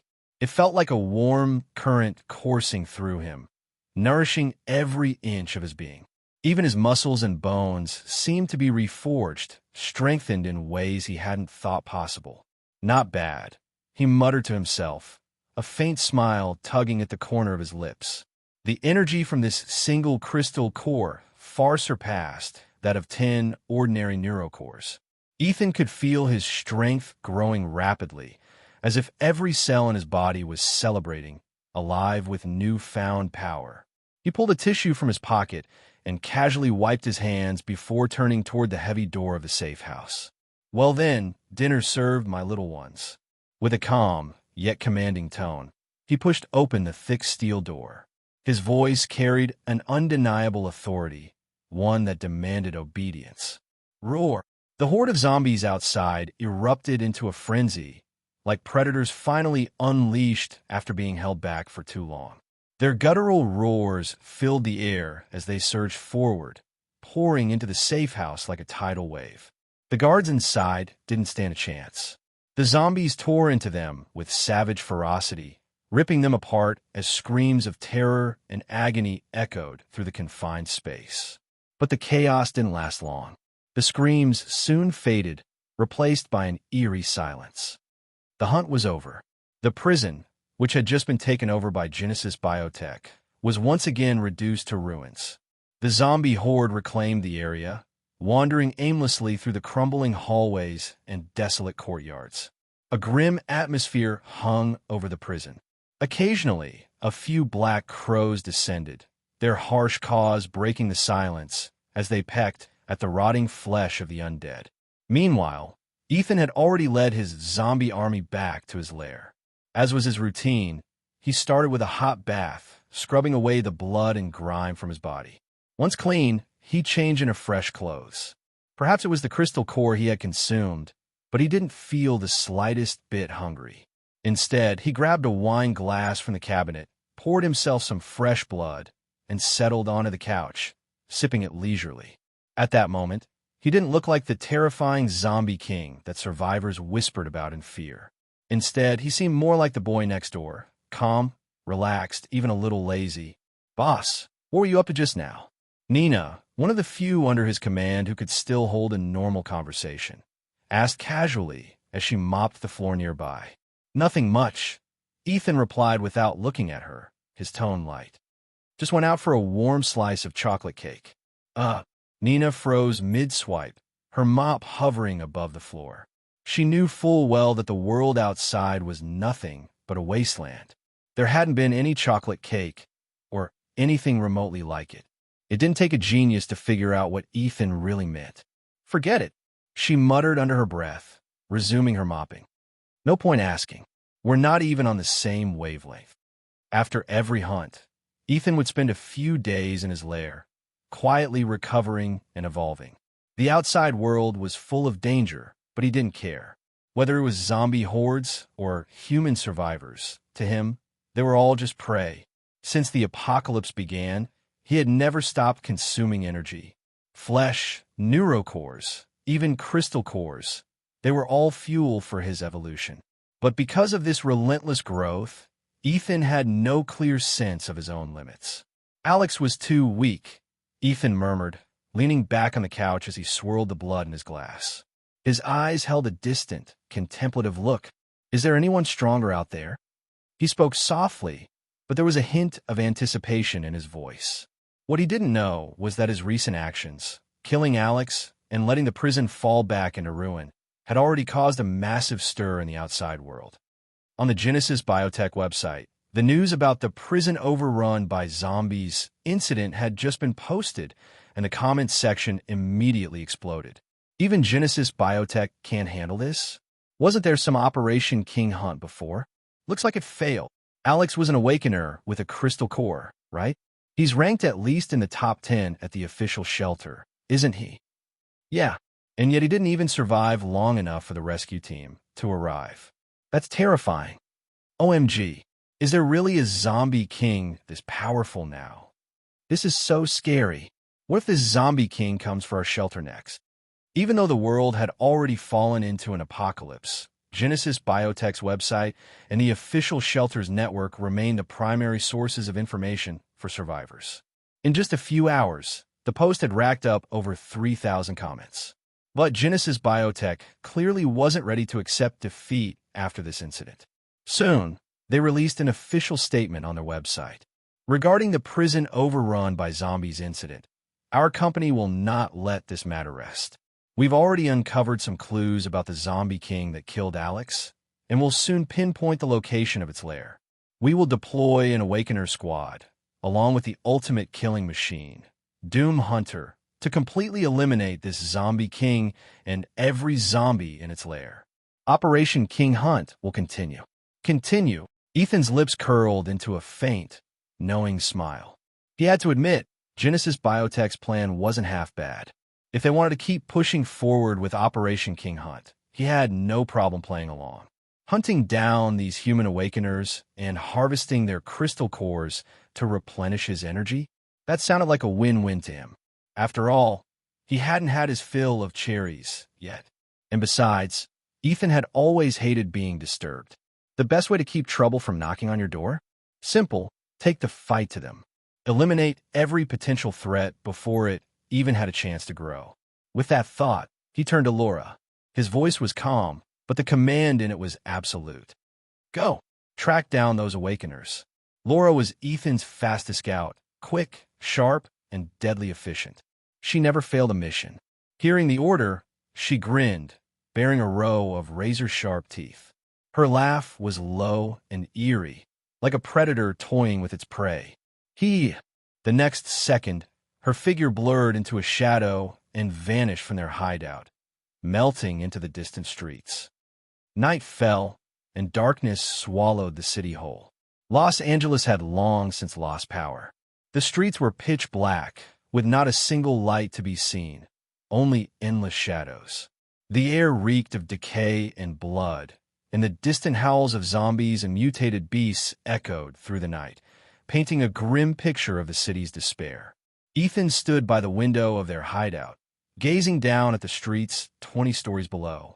His sharp eyes pierced through the darkness, capturing every detail with ease. Zombies had exceptional night vision, and Ethan was no exception. Suddenly, a shadow darted toward the building, moving with ghostly speed before leaping effortlessly into the high-rise. Laura had returned. "Master!" She knelt before him, her voice low and raspy. "I found a group of humans. They're hiding in Westfield Century City, guarding a warehouse. There are over 10 awakeners among them, wearing the same uniforms as the ones we encountered earlier today." Ethan nodded slightly. Laura's intelligence wasn't her strongest suit, but it was enough, about the level of a 10-year-old child. She could describe what she saw clearly, and that was all Ethan needed. 10 awakeners, all in uniform. Ethan immediately understood. These people had to be part of Genesis Biotech's team. In this post-apocalyptic world, only Genesis Biotech still maintained such organization and discipline. They're guarding the warehouse. They've probably found some valuable supplies and are figuring out how to transport them back. Ethan murmured to himself, a cold glint flashing in his eyes. In a world where resources were scarce, moving supplies was no easy feat after all. Not everyone had the luxury of a spatial storage ring. "Let's go take a look," Ethan ordered curtly. Excitement flickered in Laura's eyes. Her grin stretched unnaturally wide, almost splitting her face, revealing a grotesque, predatory smile. Night was the perfect time for zombies to hunt. But this time it was different. The horde following Ethan moved in complete silence, blending seamlessly into the darkness. Their movements were synchronized, precise, like a ghostly army trained to perfection. Outside Westfield Century City, the zombie horde gathered. Over 1,000 of them stood motionless in the shadows, their eyes glowing with a feral, bloodthirsty light. They waited, silent and still, for Ethan's command. The moment he gave the signal, they would charge without hesitation, a tidal wave of death. Inside the supermarket, the warehouse was packed with supplies, enough to sustain thousands of people. To protect these resources, Genesis Biotech had stationed 12 Awakeners as guards, along with over 200 regular employees and survivors. How long is it going to take to move all this stuff? A young man on guard duty leaned against the wall, his tone laced with frustration. "There's only, 200 of us. We'll be dead tired just hauling this crap." His companion, a man with a cigarette dangling from his lips, exhaled a puff of smoke lazily. "Who cares? We'll just wait for HQ to send reinforcements. In the meantime, we've got food, drinks, smokes, and booze. Just sit tight and enjoy it." "Yeah, but..." The younger man frowned, lowering his voice. "I don't feel safe out here. I feel a lot better if we were back at the company." "Huh, you're such a coward," the smoker laughed, clapping him on the shoulder. "We've got 12 Awakeners guarding this place. Any zombie dumb enough to come here is just asking to get slaughtered. Let's hope so. The younger man yawned, his exhaustion evident. Hey, Marcus, toss me a cigarette too. I need something to keep me awake. But neither of them realized that, at that very moment, the entire perimeter of Westfield Century City had been surrounded by a silent, deadly army of over 1,000 zombies. They stood motionless in the darkness, like statues of death. But their glowing red eyes burned with hunger, ready to pounce the moment Ethan gave the order. Ethan stood at the front of his horde, his senses locked onto the faint traces of life emanating from within the shopping mall. His gaze sharpened, and a cold smile tugged at the corner of his lips. 12 awakeners, he murmured to himself. A direct assault would cost too much. It wasn't that he cared about the lives of the zombies under his command, but the ones he brought tonight were his elite troops, obedient, disciplined, and capable of following complex orders. They were a resource he wasn't willing to squander so easily. He made his decision. I'll take care of a few awakeners first, Ethan said softly, his voice laced with a chilling resolve. Turning to the horde behind him, he ordered them to remain in place. Then, his figure melted into the shadows, vanishing into the night like a phantom. Ethan activated his domain of the dead, his body becoming intangible as he phased through the walls of the shopping mall. He moved like a wraith, silent and unseen, blending seamlessly into the darkness. Stay sharp, he reminded himself, his cold eyes scanning his surroundings with precision. There were 12 awakeners inside. While Ethan was confident in his abilities, he knew that his domain of the dead could only be fully sustained for 5 minutes. If he got dragged into a prolonged fight, things could get tricky. He focused on the faint traces of human presence in the air, his steps light and deliberate. Despite the pitch-black surroundings, his vision was as clear as daylight. The first floor of the mall had once been a showcase for jewelry and luxury goods. Glass display cases still held gold, silver, and diamonds, though they were now coated in a layer of dust. In this post-apocalyptic world, these once prized treasures had lost all their value. They sat untouched, forgotten relics of a bygone era. Ethan didn't spare them a glance. He moved forward, his focus unwavering, until he reached the main hall on the first floor. Here, the human presence was stronger. The sound of breathing filled the air, interspersed with the occasional faint snore. His gaze swept across the hall, taking in the scene. The floor was covered with makeshift bedding, thin mattresses and blankets where dozens of survivors lay curled up, most of them fast asleep. A few, however, were still awake. One of them, a bald middle-aged man, leaned against the wall, the faint glow of a phone screen illuminating his tired face. Still up late, even with no hair left to lose, Ethan thought with a cold smirk, continuing his silent observation. It wasn't surprising that they had power. Large shopping centers like this often came equipped with backup generators. But these ordinary survivors weren't his concern. His targets were the awakeners. Ethan's attention shifted to a small, isolated room nearby. He could sense 3 people inside, 1 awakener and 2 ordinary humans. He approached without a sound, using his domain of the dead to phase through the wall and enter the room. The space had once been a retail shop, but had since been converted into a makeshift bedroom. The air was thick with a cloying, nauseating scent of indulgence. On the bed, a young awakener lay sprawled out, naked, with 2 women curled up beside him.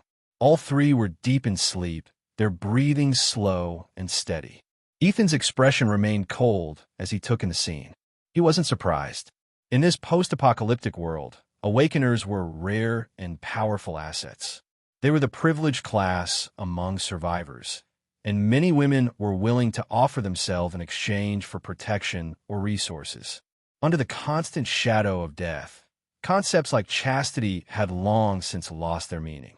For many, indulgence and hedonism were the only ways to numb the fear and despair.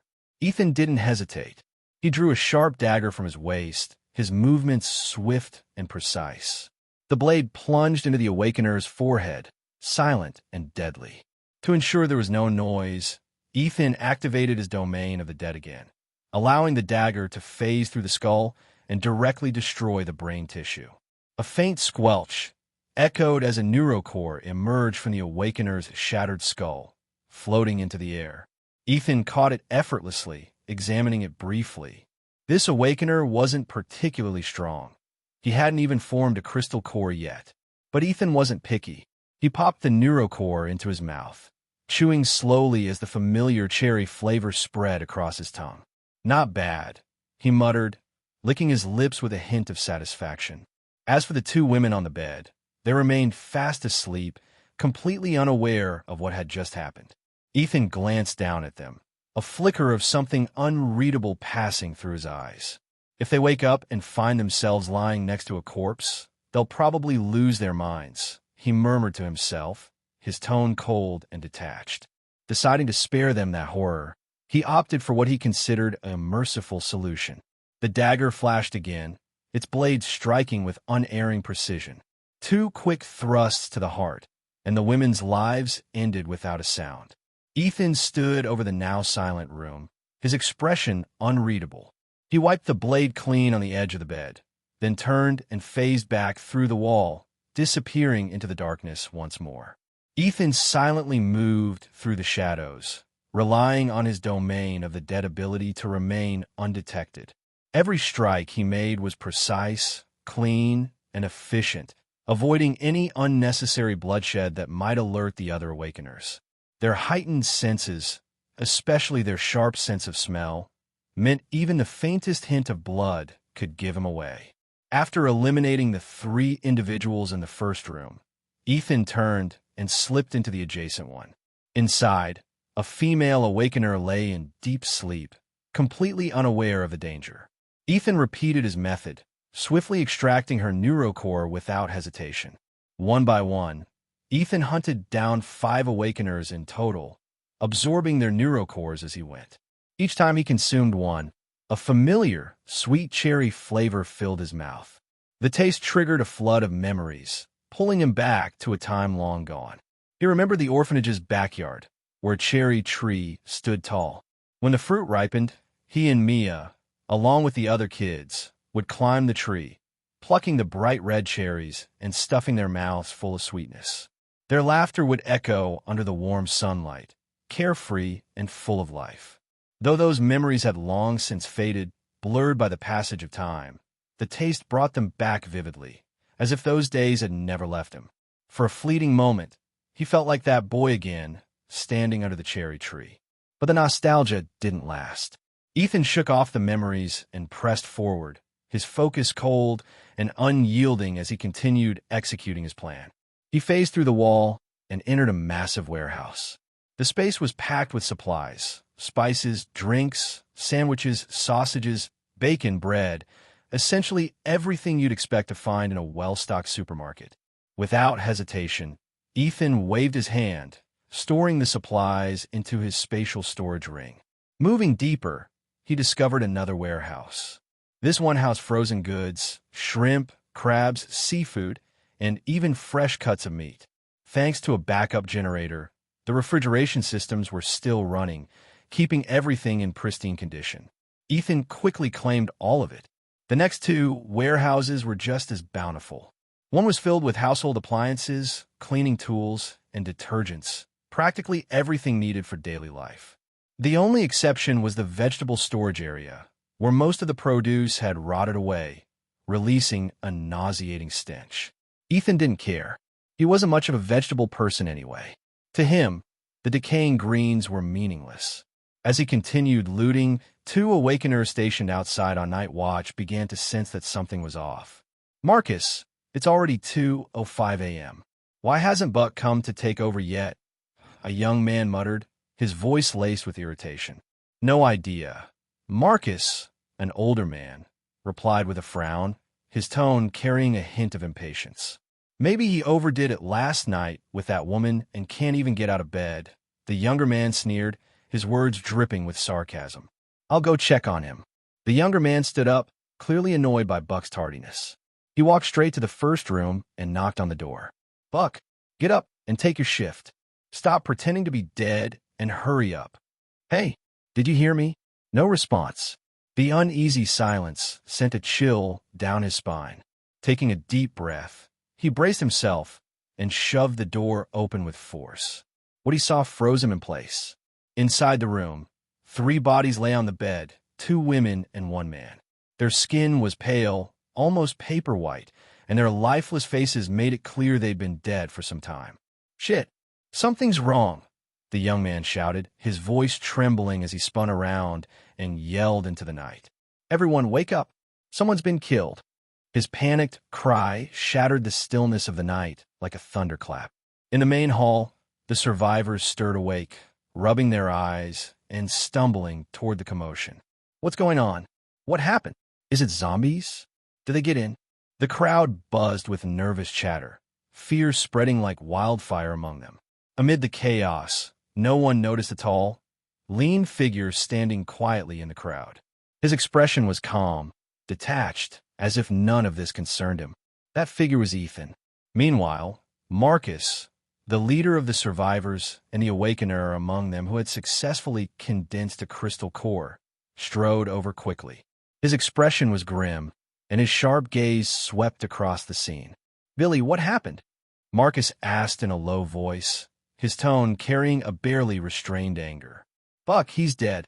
Billy, a young man, pointed toward the room, his voice trembling noticeably. Marcus followed the direction of Billy's finger, and his brows furrowed instantly. His face darkened further, and a dangerous glint flickered in his eyes.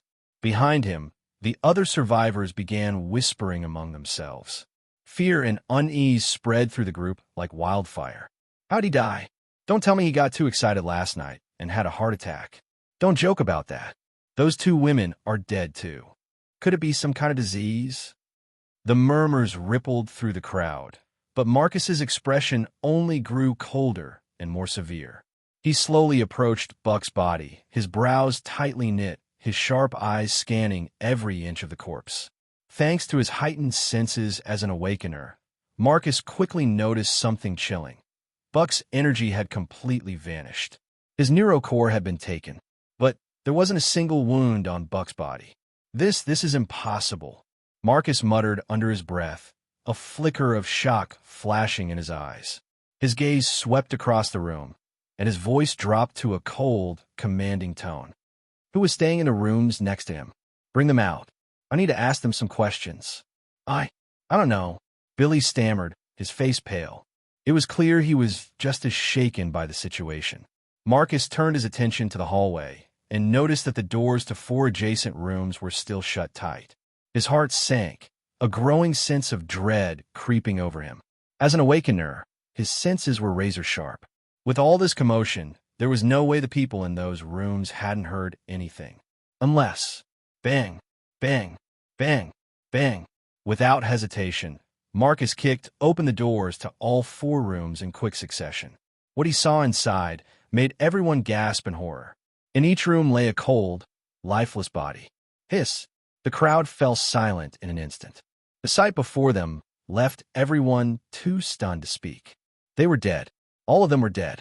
At that moment, a girl came running from the direction of the warehouse, her face pale with panic and urgency.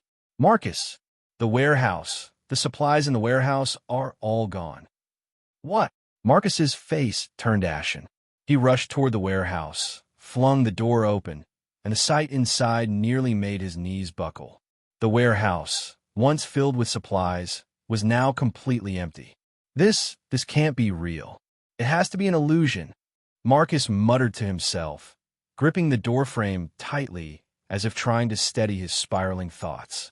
He closed his eyes, focusing his mind, attempting to dispel any possibility of mental manipulation.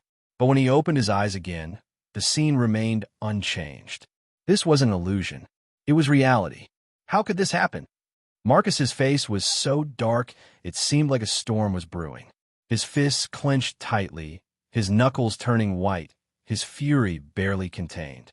The survivors around him stayed silent, the oppressive atmosphere thick enough to choke on. Out of the original 12 awakeners, 5 were now inexplicably dead, leaving only 7. And to make matters worse, the warehouse, their lifeline, had been completely emptied. Without food, how were they supposed to survive? Marcus took a deep breath, forcing himself to calm down. His sharp gaze swept across the room as he spoke in a low, icy tone. Something or someone got in here. Marcus, a woman standing nearby, spoke, her voice trembling with fear. She was clearly shaken to her core. To silently kill 5 awakeners and steal this much. What kind of ability could do that? I don't know, Marcus replied, shaking his head. A chilling glint flashed in his eyes. But I'm certain of one thing, they haven't left. What? Gasps erupted from the crowd. They're still in this building, Marcus said, his voice cold and commanding, carrying an undeniable authority. His eyes scanned the surrounding darkness, as if searching for something or someone. The survivors were holed up in Westfield Century City, a sprawling shopping center covering over 1.3 million square feet. At this moment, the entire building was cloaked in shadows, save for the faint glow of emergency lights that barely illuminated a few dozen feet ahead. Beyond that, the darkness stretched endlessly. The thought of a monster capable of silently killing 5 awakeners and stealing all their supplies lurking somewhere in the shadows sent a chill down everyone's spine. People glanced nervously around, their eyes darting into the darkness, trying to spot the hidden threat. But no one noticed Ethan, who stood quietly among them. His expression was calm, his gaze detached, as if he were nothing more than an uninvolved observer watching the chaos unfold. The survivors had no idea that the monster they feared was standing right in their midst. Ethan's eyes swept over the group, his face unreadable. Among the remaining 7 awakeners, 5 had condensed crystal cores, their abilities still unknown. He wasn't in a rush to act. Instead, he decided to play with them for a while. Meanwhile, the survivors' nerves were fraying, and their emotions were nearing a breaking point. What were we supposed to do without food? Lily, you owe me a chocolate bar from yesterday.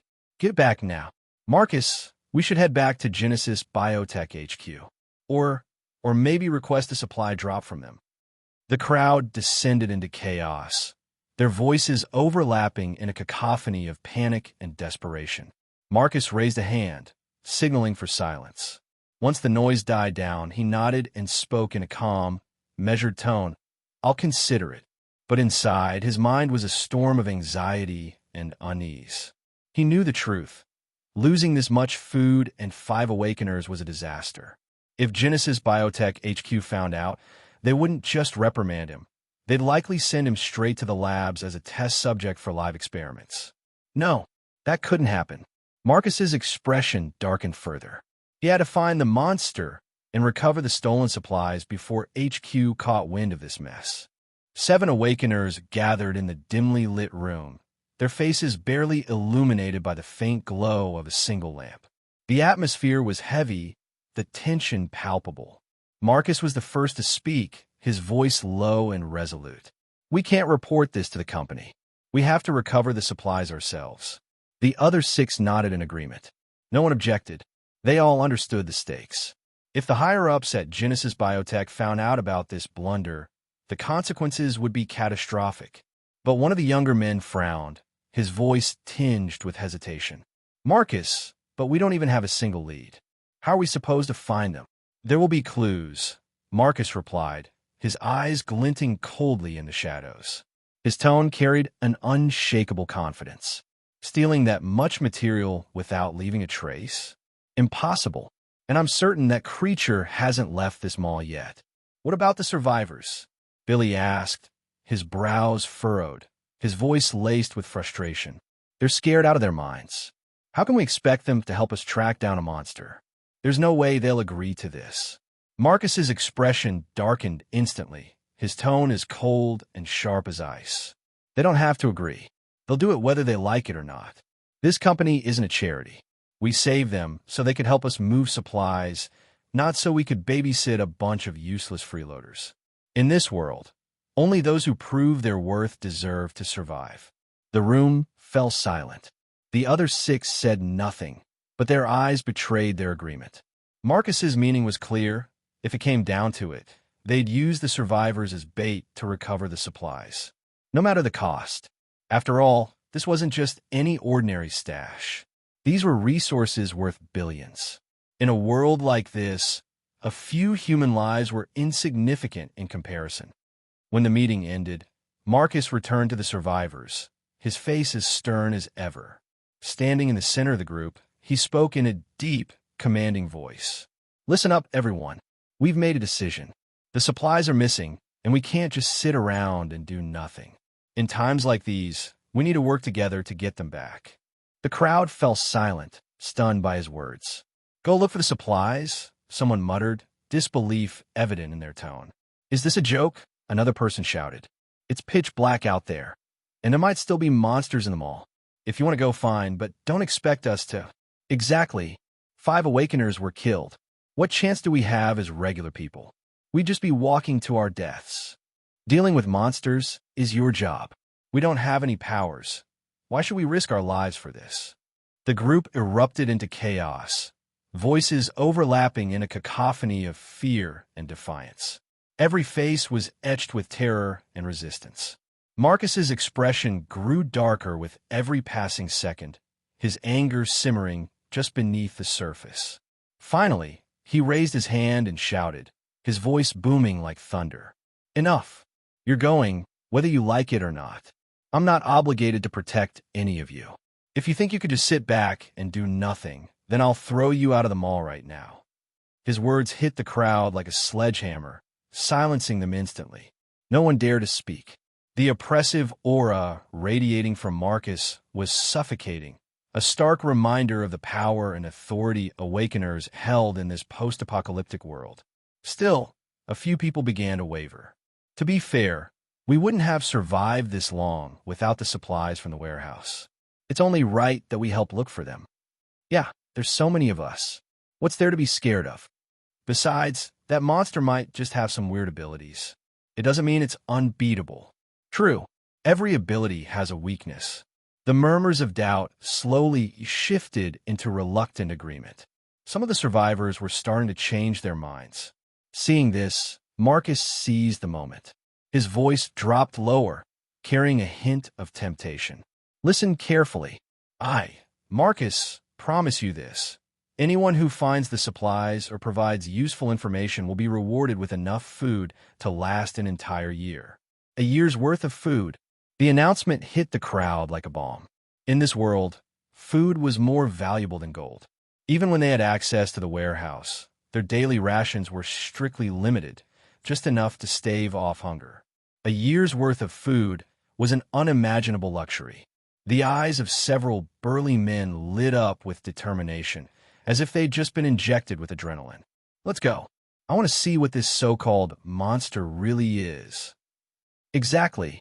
There's so many of us. What's there to be afraid of? Whatever it is, it's probably just good at sneaking around and ambushing people." The crowd's mood began to shift, their fear gradually replaced by a growing sense of defiance. More and more people started to respond, their voices rising in agreement. Some turned on flashlights, while others used their phones to light the way. Beams of light crisscrossed the darkness, pushing back the oppressive shadows that surrounded them. In small groups of 3 or 5, the survivors began to spread out, searching every corner of the supermarket. But in the shadows, away from the flickering lights and the growing commotion, Ethan stood silently, his cold gaze fixed on the scene before him. His lips curled into a faint, almost imperceptible smile. "Interesting," he murmured to himself, before quietly retreating into the depths of the darkness, his figure melting away like a shadow swallowed by the void. The shopping mall was enormous. In its prime, it could accommodate tens of thousands of customers. But now, with only 200 survivors scattered throughout its vast halls, the space felt eerily empty and desolate.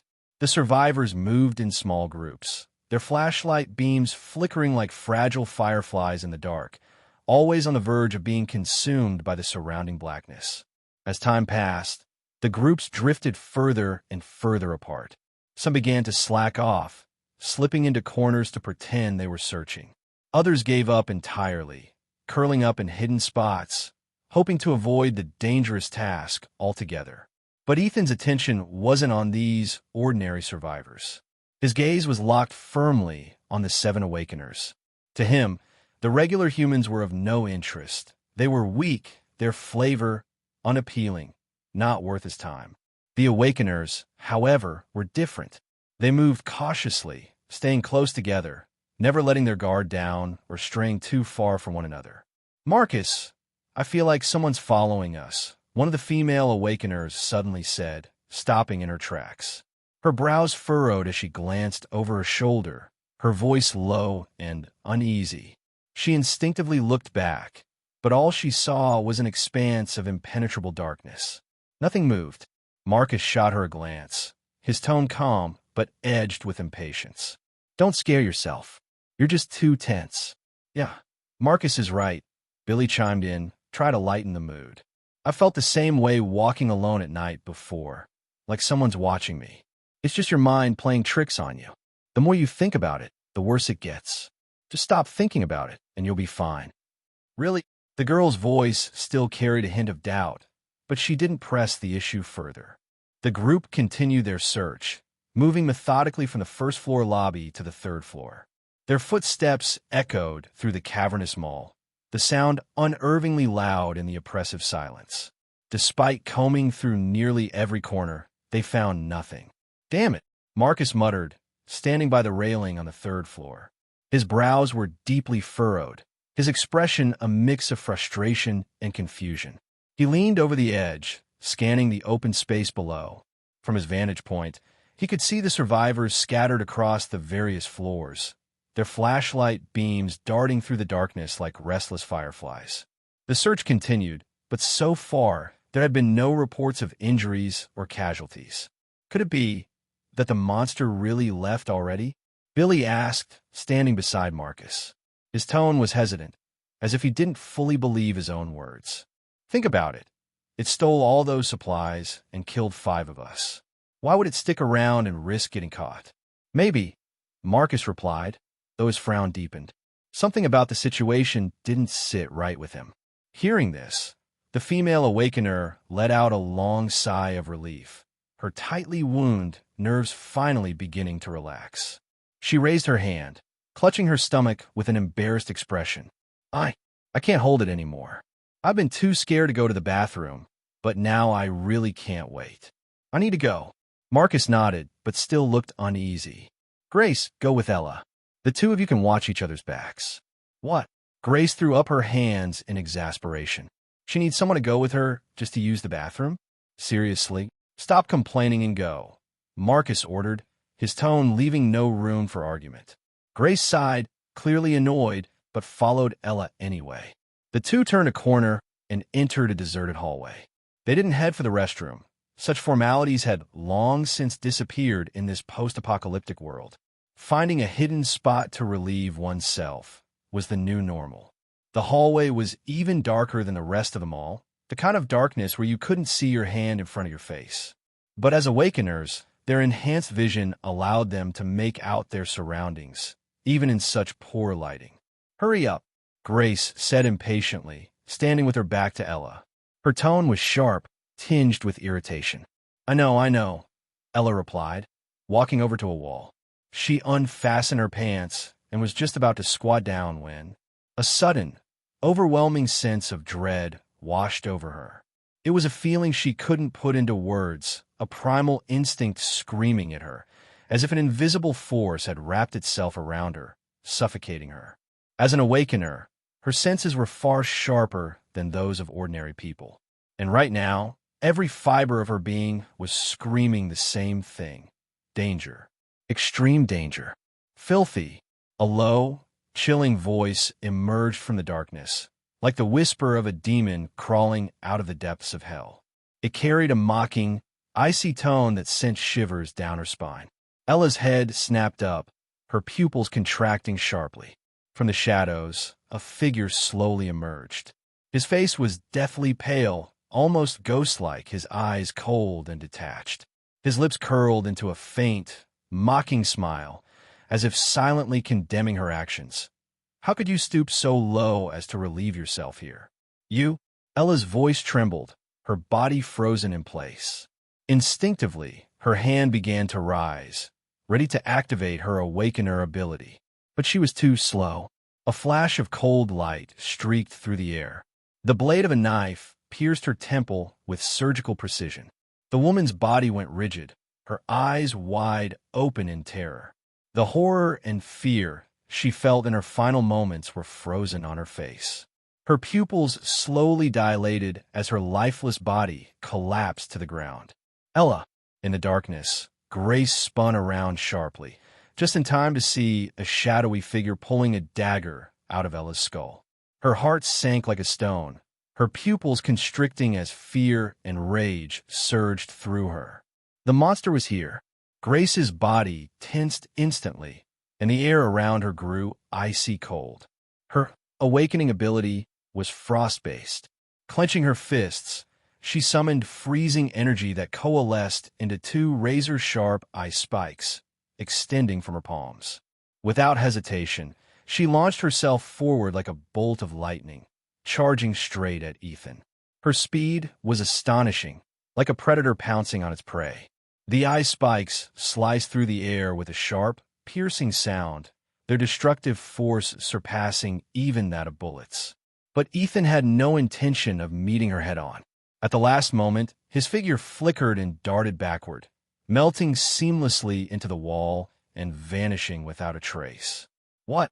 Grace skidded to a halt, her eyes scanning the area frantically for any sign of him. But all she saw was the cold, unyielding wall, completely empty. Where'd he go? In that brief moment of hesitation, a dagger suddenly shot out from the wall, aimed directly at her head. The dagger moved with impossible speed, giving her no time to react.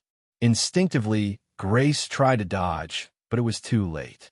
The blade pierced her skull with precision, driving straight through her head and extracting her crystal core in one swift motion. Her body crumpled to the ground, lifeless. The ice spikes in her hands shattered into countless shards, scattering across the floor. It all happened so fast it felt like a nightmare. Ella, Grace, what happened? At the entrance to the corridor, Marcus's voice rang out suddenly. He and the others had sensed something was wrong and rushed over. But when they arrived, the sight before them froze them in their tracks. Two bodies lay on the ground. Ella and Grace's faces were twisted in terror, their heads intact, but their crystal cores had been taken. The way they died was identical to the 5 victims before them. A suffocating sense of dread settled over the group, an invisible pressure filling the air. 2 more were dead. Where's the monster? Where is it? The remaining 5 scanned their surroundings nervously, their eyes filled with tension and fear. They gripped their weapons tightly, terrified that they might be next.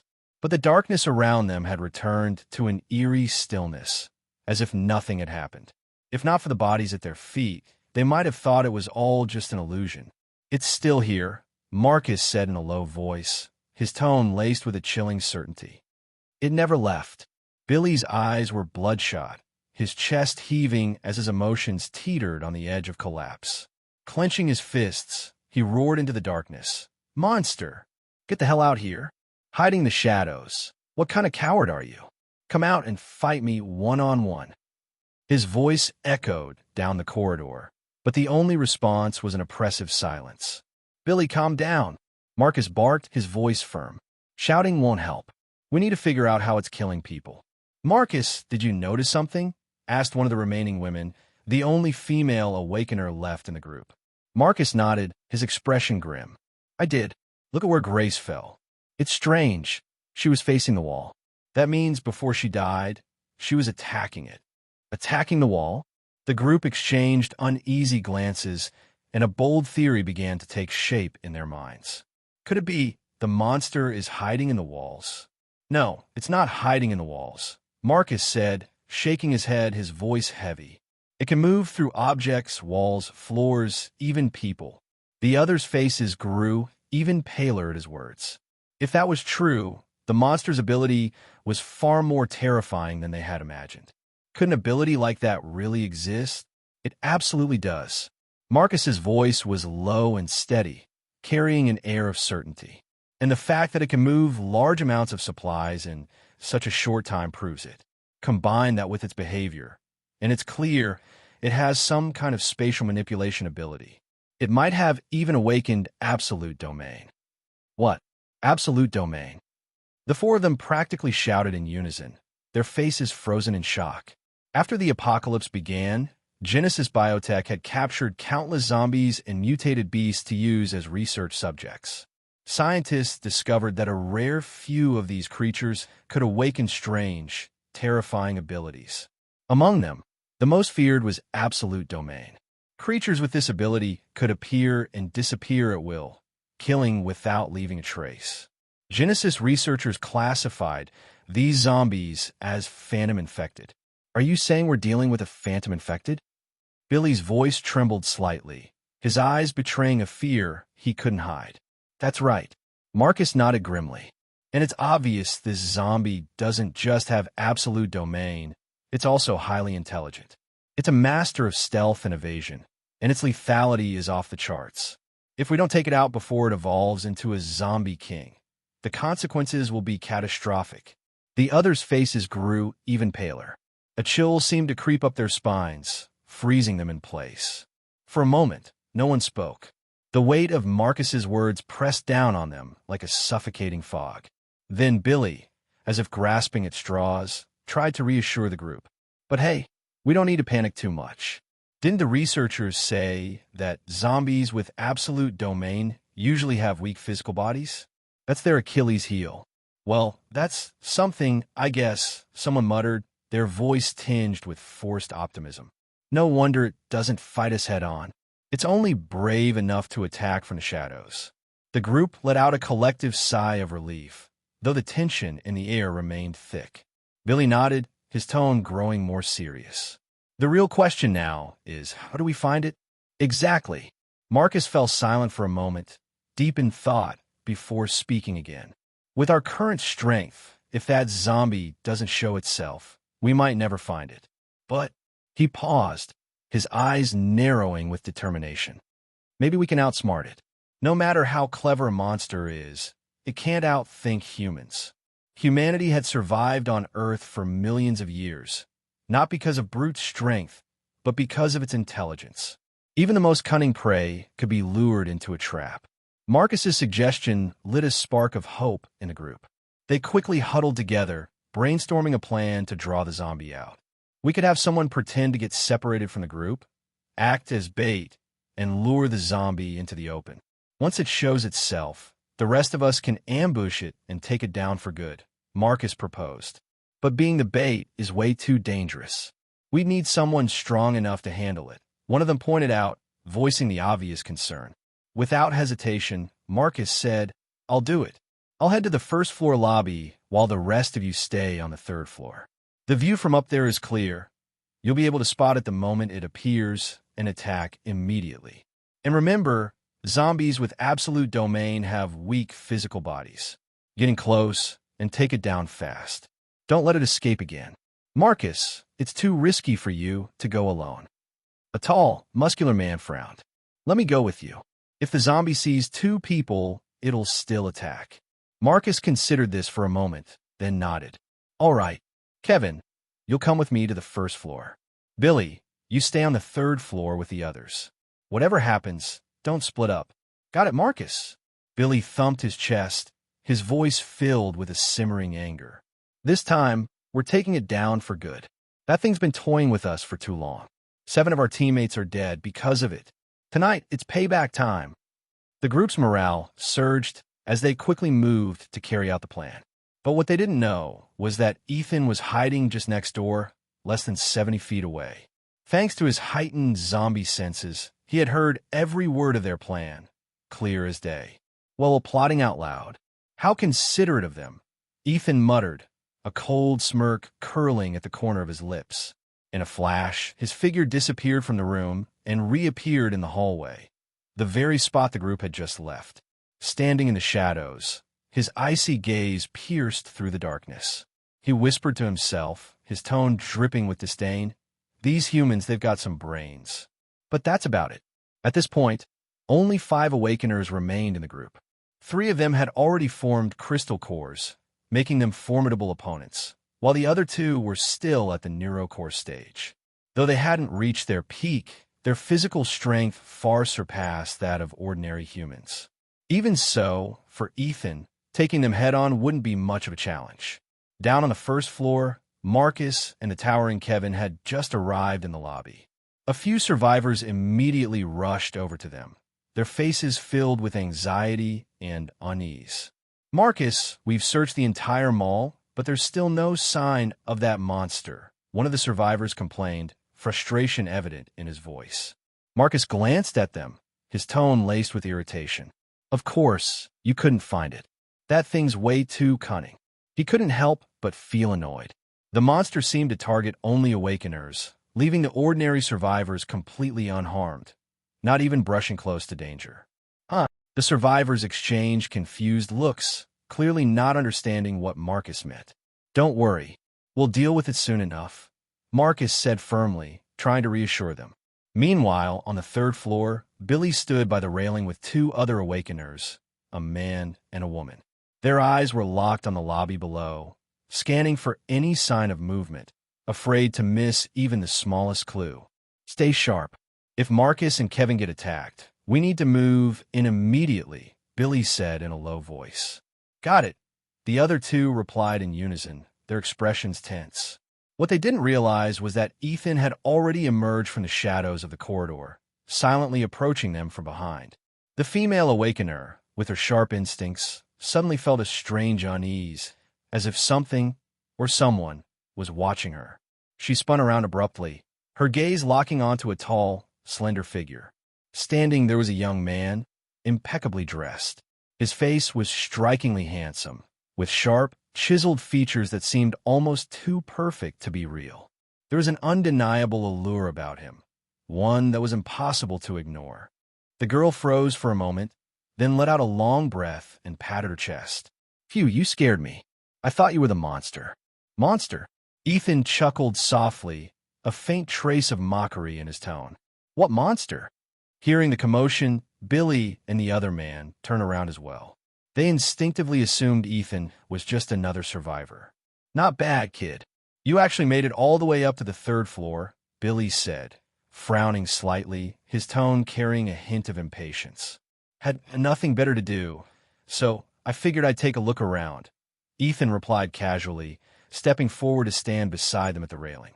His gaze drifted lazily down to the lobby below. Standing this close, the female Awakener caught a faint scent of laundry detergent coming from him. She couldn't help but glance at Ethan again, her eyes lingering on his sharp profile. That face, it was perfect, like it had stepped straight out of a Hollywood movie. Her heartbeat quickened, skipping a beat before she could stop herself. If it weren't for the tense situation they were in, she might have found herself completely lost in the moment. "There really is a monster in this mall," she said instinctively. "You should stick with us. The first floor might be dangerous." "What's so dangerous about the first floor?" Ethan asked, his tone light and teasing. Billy, already short-tempered, grew more irritated at the question. "Why are you asking so many damn questions? Stop distracting us and let us do our job." Ethan's lips curled into a faint smirk, his voice tinged with amusement. "Then why don't you think the third floor is more dangerous?" Billy froze, his brow furrowing. Something about Ethan's words felt off, but he couldn't quite put his finger on it. The female Awakener, however, suddenly remembered something. She replayed the moment Ethan had approached them in her mind. In the dimly lit mall, it was nearly impossible for an ordinary survivor to navigate without a flashlight or phone for light. Yet Ethan hadn't used anything. He'd moved with ease, as if the darkness didn't bother him at all. He'd even found the railing without hesitation. And then there was his movement. His footsteps had been so light, so silent, that she hadn't even noticed him until he was right behind her. It was as if he didn't weigh anything at all. A chill ran down her spine, the cold dread creeping up from her back to the top of her head. Sweat beaded on her forehead and slid down her face. She finally realized the horrifying truth. The person standing next to her wasn't human. "It's him. Attack now," she screamed, her voice sharp with panic. Billy reacted instantly, lunging at Ethan with the speed and force of a predator. His hand shot out like a steel claw, aiming to grab Ethan and pin him down. But Ethan moved like a phantom, effortlessly stepping back and dodging Billy's attack. "Think you can run? Die, you bastard!" Billy roared, charging after him. His muscles bulged grotesquely, swelling to the size of boulders as his uniform stretched to its limit. With a thunderous roar, he threw a punch, putting every ounce of his strength into the blow. He was determined to crush Ethan completely.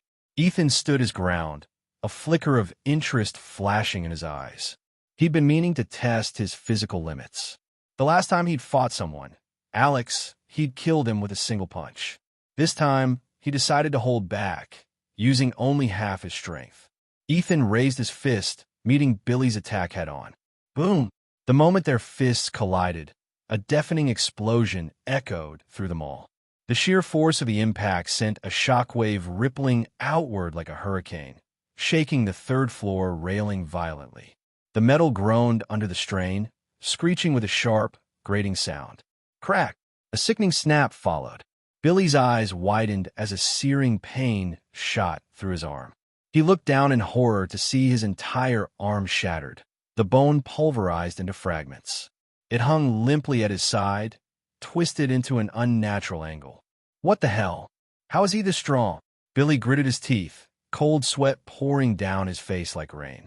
Staggering backward, he clutched his mangled arm with his remaining hand, his eyes filled with terror and disbelief. It finally dawned on him. This man's strength was far beyond anything they had anticipated. He wasn't anything like the scientists had described. A zombie with absolute domain, but a frail body. That punch. Billy had thrown everything he had into it. It was a blow powerful enough to crush an armored vehicle into scrap metal. Yet Ethan had brushed it off effortlessly, countering with enough force to obliterate his arm.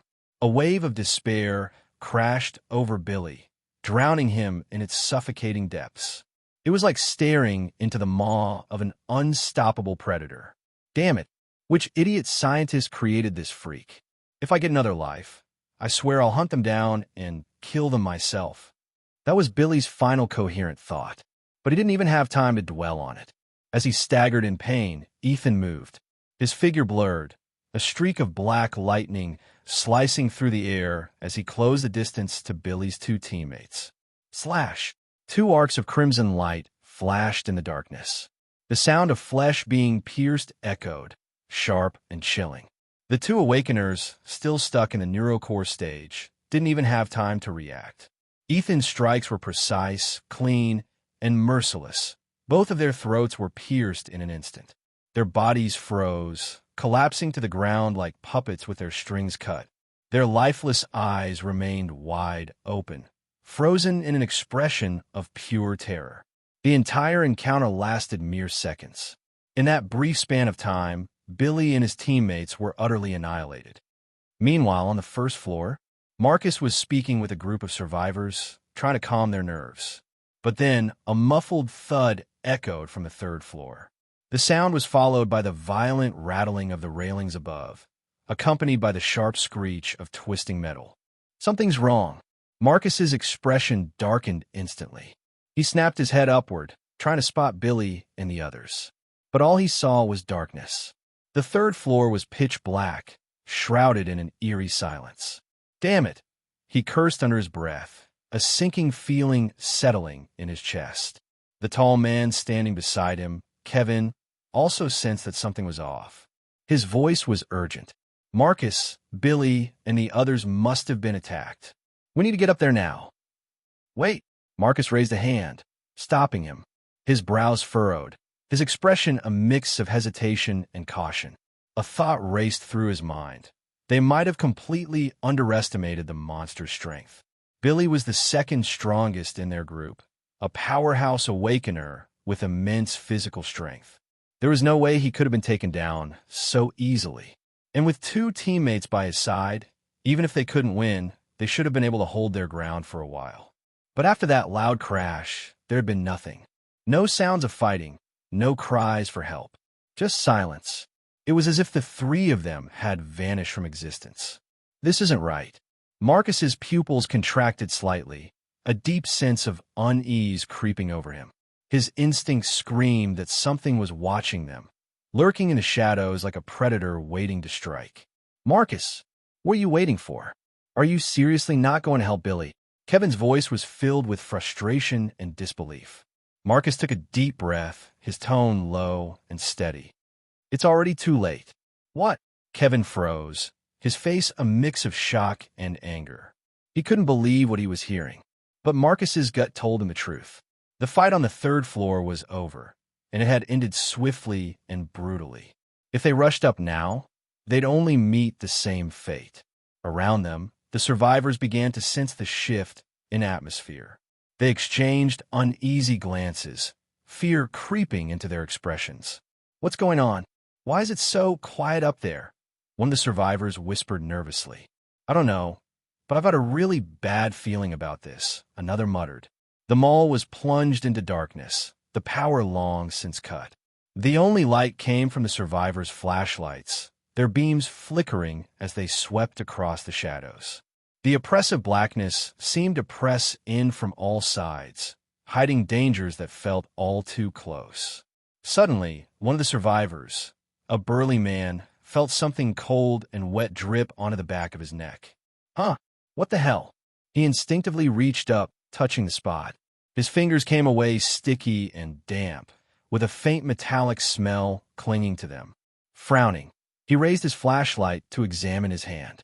The moment the beam illuminated his palm, his face turned ghostly pale. Blood. It's blood. The sudden, piercing scream sent a chill through everyone's hearts, making them freeze in place before instinctively turning toward the source. What they saw made their blood run cold. A pool of crimson blood spreading slowly across the floor beneath the feet of a burly man. But what truly sent shivers down their spines was the realization that the blood wasn't his. It was dripping from the third floor above. What the hell is going on? Someone stammered, their voice trembling with fear.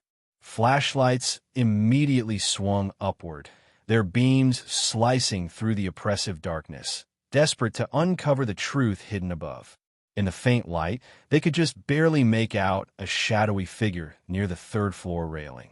But before anyone could get a clear look, the figure dissipated like smoke blown away by the wind, vanishing without a trace. Gee, ghosts! Someone screamed, their voice shaking with terror. I saw it. It was right there. But then it just disappeared. Another person blurted out, their words tumbling over each other in panic. But where did it go?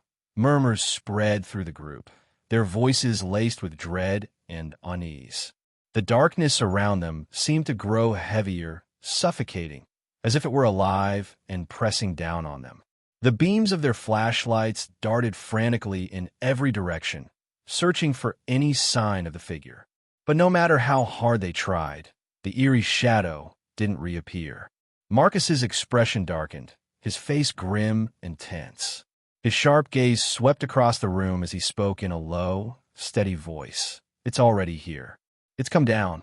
What? Someone gasped, their fears spreading like wildfire through the group. The survivors began to glance around nervously, their nerves stretched to the breaking point, ready to snap at any moment. But Marcus knew better than anyone else just how close the danger truly was.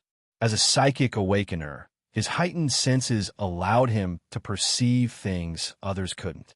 That suffocating, predatory pressure he'd felt moments ago, it had come from that thing. And now he could feel it clearly. The creature's target wasn't just anyone. It was him. Suddenly, an unnatural, chilling presence surged from the shadows. Without a sound, Ethan appeared on the first floor, as if he'd stepped out of thin air. One moment, the space was empty. The next, he was simply there. He didn't bother hiding anymore. Instead, he stood openly before the group, his presence as undeniable as it was terrifying. The sound of gasps and screams erupted like an explosion. The survivors scattered in every direction, their panic driving them to flee as fast as they could. Some tripped and fell in their haste, but even then, they scrambled to their feet, crawling and stumbling to get away. They didn't care how they looked. anything to put as much distance as possible between themselves and Ethan. In mere moments, a wide, empty circle formed around him. No one dared to come within even a few feet of where he stood. But as much as they feared him, they couldn't help but be struck by his appearance. Ethan's face was unervingly handsome, almost otherworldly. His features were sharp and clean, his expression cold and detached. He looked nothing like the grotesque monster they'd imagined, and that contrast only made him more unsettling, as if he were something far beyond human comprehension. Marcus and the burly man, however, didn't move. It wasn't that they didn't want to. It was that they couldn't. It felt as though an invisible force had pinned them in place, their breaths shallow and cautious. The oppressive feeling of being watched by a predator was suffocating. They both knew that any sudden movement could trigger a fatal response. It was like encountering a bear in the wild. Running would only provoke it. The only chance of survival was to stay still and hope it lost interest. But Ethan wasn't a bear. "Marcus, we can't just stand here and wait to die. If we're going down, let's at least fight," the burly man whispered, his voice low but tinged with desperation and a hint of madness. Marcus shook his head, his eyes never leaving Ethan. If he's showing himself so openly, it means he's confident. He knows we're no match for him. If there's even the slightest chance, I'll hold him off. "You run." The man hesitated, his jaw tightening. After a moment, he gave a reluctant nod. "All right." Marcus closed his eyes and took a deep breath, steadying himself. There was no turning back now. He focused his mind, summoning his psychic abilities. The air around him seemed to thicken, growing heavy with tension. His mental energy surged outward like a storm of invisible needles, all aimed directly at Ethan. This was no ordinary power. For most people, even a glancing hit from Marcus's psychic attack would leave them dazed or unconscious. A full-force strike could render someone comatose, or worse. But Ethan didn't flinch. Instead, he smiled faintly, his lips curling into a chilling grin. His eyes glowed faintly red, a sinister light flickering in their depths. "Interesting," Ethan murmured, his voice laced with amusement. The next moment, Ethan's absolute domain unfolded. It was part of his power, domain of the dead, a force that spread out like an unstoppable tide, completely nullifying Marcus's psychic attack. Marcus felt as though his mental energy had slammed into an invisible wall. The backlash hit him like a hammer, sending a sharp, splitting pain through his head. His vision blurred, and, for a moment, everything went black. He nearly collapsed. Clenching his teeth, he bit down hard on his tongue, the sharp pain jolting him back to consciousness. "Now, attack. I can't hold him off for long," he growled through gritted teeth. The burly man hesitated, his gaze fixed on Ethan. In his mind's eye, it was as if he were staring into an endless sea of blood. He knew that stepping into that domain meant certain death. "My psychic power is still holding for now. Attack, or we'll lose even this slim chance." Marcus's voice was low and urgent, carrying a tone of unyielding determination. The man took a deep breath, his resolve hardening. There was no way out now. Even if the path ahead led straight to hell, he had no choice but to charge forward. "All right," he barked, his voice filled with grim determination. His body tensed, muscles coiling like a drawn bow. His skin began to harden, taking on a rough, stone-like texture that gleamed faintly under the dim light. This was his awakened ability, steel skin, granting him extraordinary defense. In the next instant, he launched himself at Ethan like a cannonball, his heavy footsteps pounding against the floor with a resounding thud. Each step seemed to crack the ground beneath him. His fist clenched tightly, muscles bulging as he swung a devastating punch straight at Ethan's face. But the moment he stepped into the domain of the dead, his momentum faltered. His movement slowed as if he were wading through thick, invisible mud. Each step became a grueling effort, as though he were carrying an unbearable weight on his back. He gritted his teeth, forcing himself to push forward despite the crushing pressure. "RAH!" he roared, throwing a powerful punch aimed directly at Ethan's chest. Ethan moved with effortless grace, tilting his body just enough to let the punch sail past him. His movements were fluid, almost elegant, as if he were toying with his opponent. At the same time, Ethan's hand shot out, his fingers curling like talons as they reached for the man's head. Damn it! The man's heart sank as Marcus's earlier warning echoed in his mind. This guy can bypass your defenses and attack your insides directly. He twisted his body desperately, narrowly avoiding Ethan's grasp. But the oppressive force of the domain made his movements sluggish and clumsy. He stumbled, nearly losing his balance, and barely managed to steady himself. Cold sweat dripped down his forehead. That was too close. He muttered, his chest heaving as his heart pounded like a drum. In just one exchange, he had felt the icy grip of death looming over him. The adrenaline coursing through his veins was overwhelming, but it couldn't mask the growing sense of helplessness. As he tried to regain his footing, his body suddenly felt even heavier. His limbs stiffened, and it became nearly impossible to move. The pressure within the domain of the dead had intensified, locking him down even further. Raising his arm felt like trying to lift a mountain. "What's happening?" he gasped, his voice tinged with panic. He turned his head, searching for answers. What he saw made his blood run cold. Marcus was gone. The spot where Marcus had been standing was now empty. He ran. The man's heart sank like a stone. Marcus hadn't continued his psychic assault. Instead, he had used the momentary distraction to turn and sprint toward the mall's entrance. His figure disappeared into the shadows, his retreat frantic and unhesitating. "Your leader abandoned you," Ethan said, his voice low and icy, with a mocking edge that cut deep. The words echoed in the man's ears like a death knell. The man froze, his eyes wide with disbelief. He couldn't comprehend it. Marcus, who had just sworn to hold Ethan off and buy him time to escape, had turned tail and left him behind as bait. "What a liar," the man muttered, his voice trembling with a mix of anger and despair. He thought back to how Marcus usually acted, the dependable leader who always seemed to have everything under control, the one who was the first to step up in moments of crisis. But now he finally understood. When true danger struck, Marcus's carefully crafted facade crumbled completely. Meanwhile, Marcus had already reached the mall's main entrance. His movements were frantic, his hands trembling as he fumbled with the chains binding the steel barricade in place. He muttered under his breath, over and over, like a mantra, "Screw brotherhood.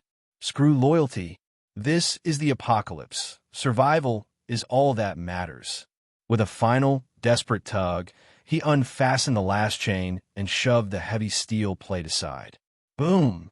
The barricade fell with a deafening crash, kicking up a cloud of dust. The mall's entrance was finally open. A gust of cold night air rushed in, sharp and biting, jolting him awake. The faint light of dawn was beginning to creep over the horizon, painting the sky with pale streaks of gray. The first hints of morning were visible, fragile, but undeniable. The dim light illuminated the scene outside the door. But as Marcus and the other survivors stood at the threshold, their steps faltered. No one cheered. No one rushed forward. Instead, an oppressive silence fell over them. Outside, an endless horde of zombies stretched as far as the eye could see, packed so tightly together that they seemed like a single, writhing mass. Thousands of hollow, lifeless eyes stared back at them, unblinking. At the forefront of the horde stood several figures that radiated an overwhelming sense of dread, special infected. There was the bulldozer, a hulking monstrosity with muscles like steel cables, its massive frame exuding raw, destructive power. Beside it stood Laura, a lithe, predatory figure with razor-sharp claws and an unsettlingly human-like grace. And then there was the one they called the PhD, a grotesque, twisted figure whose very presence seemed to ooze malice and intellect. These special infected didn't move. They didn't snarl or growl. They simply stood there, silent and still, like a forest of deathly statues. Their silence was far more unnerving than any roar or scream could have been. They were waiting for something. Marcus's face turned ashen. His lips quivered, but no sound came out. His mind raced, but there was no plan, no escape. Only the crushing realization that he had just opened the door to hell itself. And then, from behind him, a voice broke the silence. Low, chilling, and dripping with malice. It sounded like a whisper from the depths of the abyss. "Dinner is served."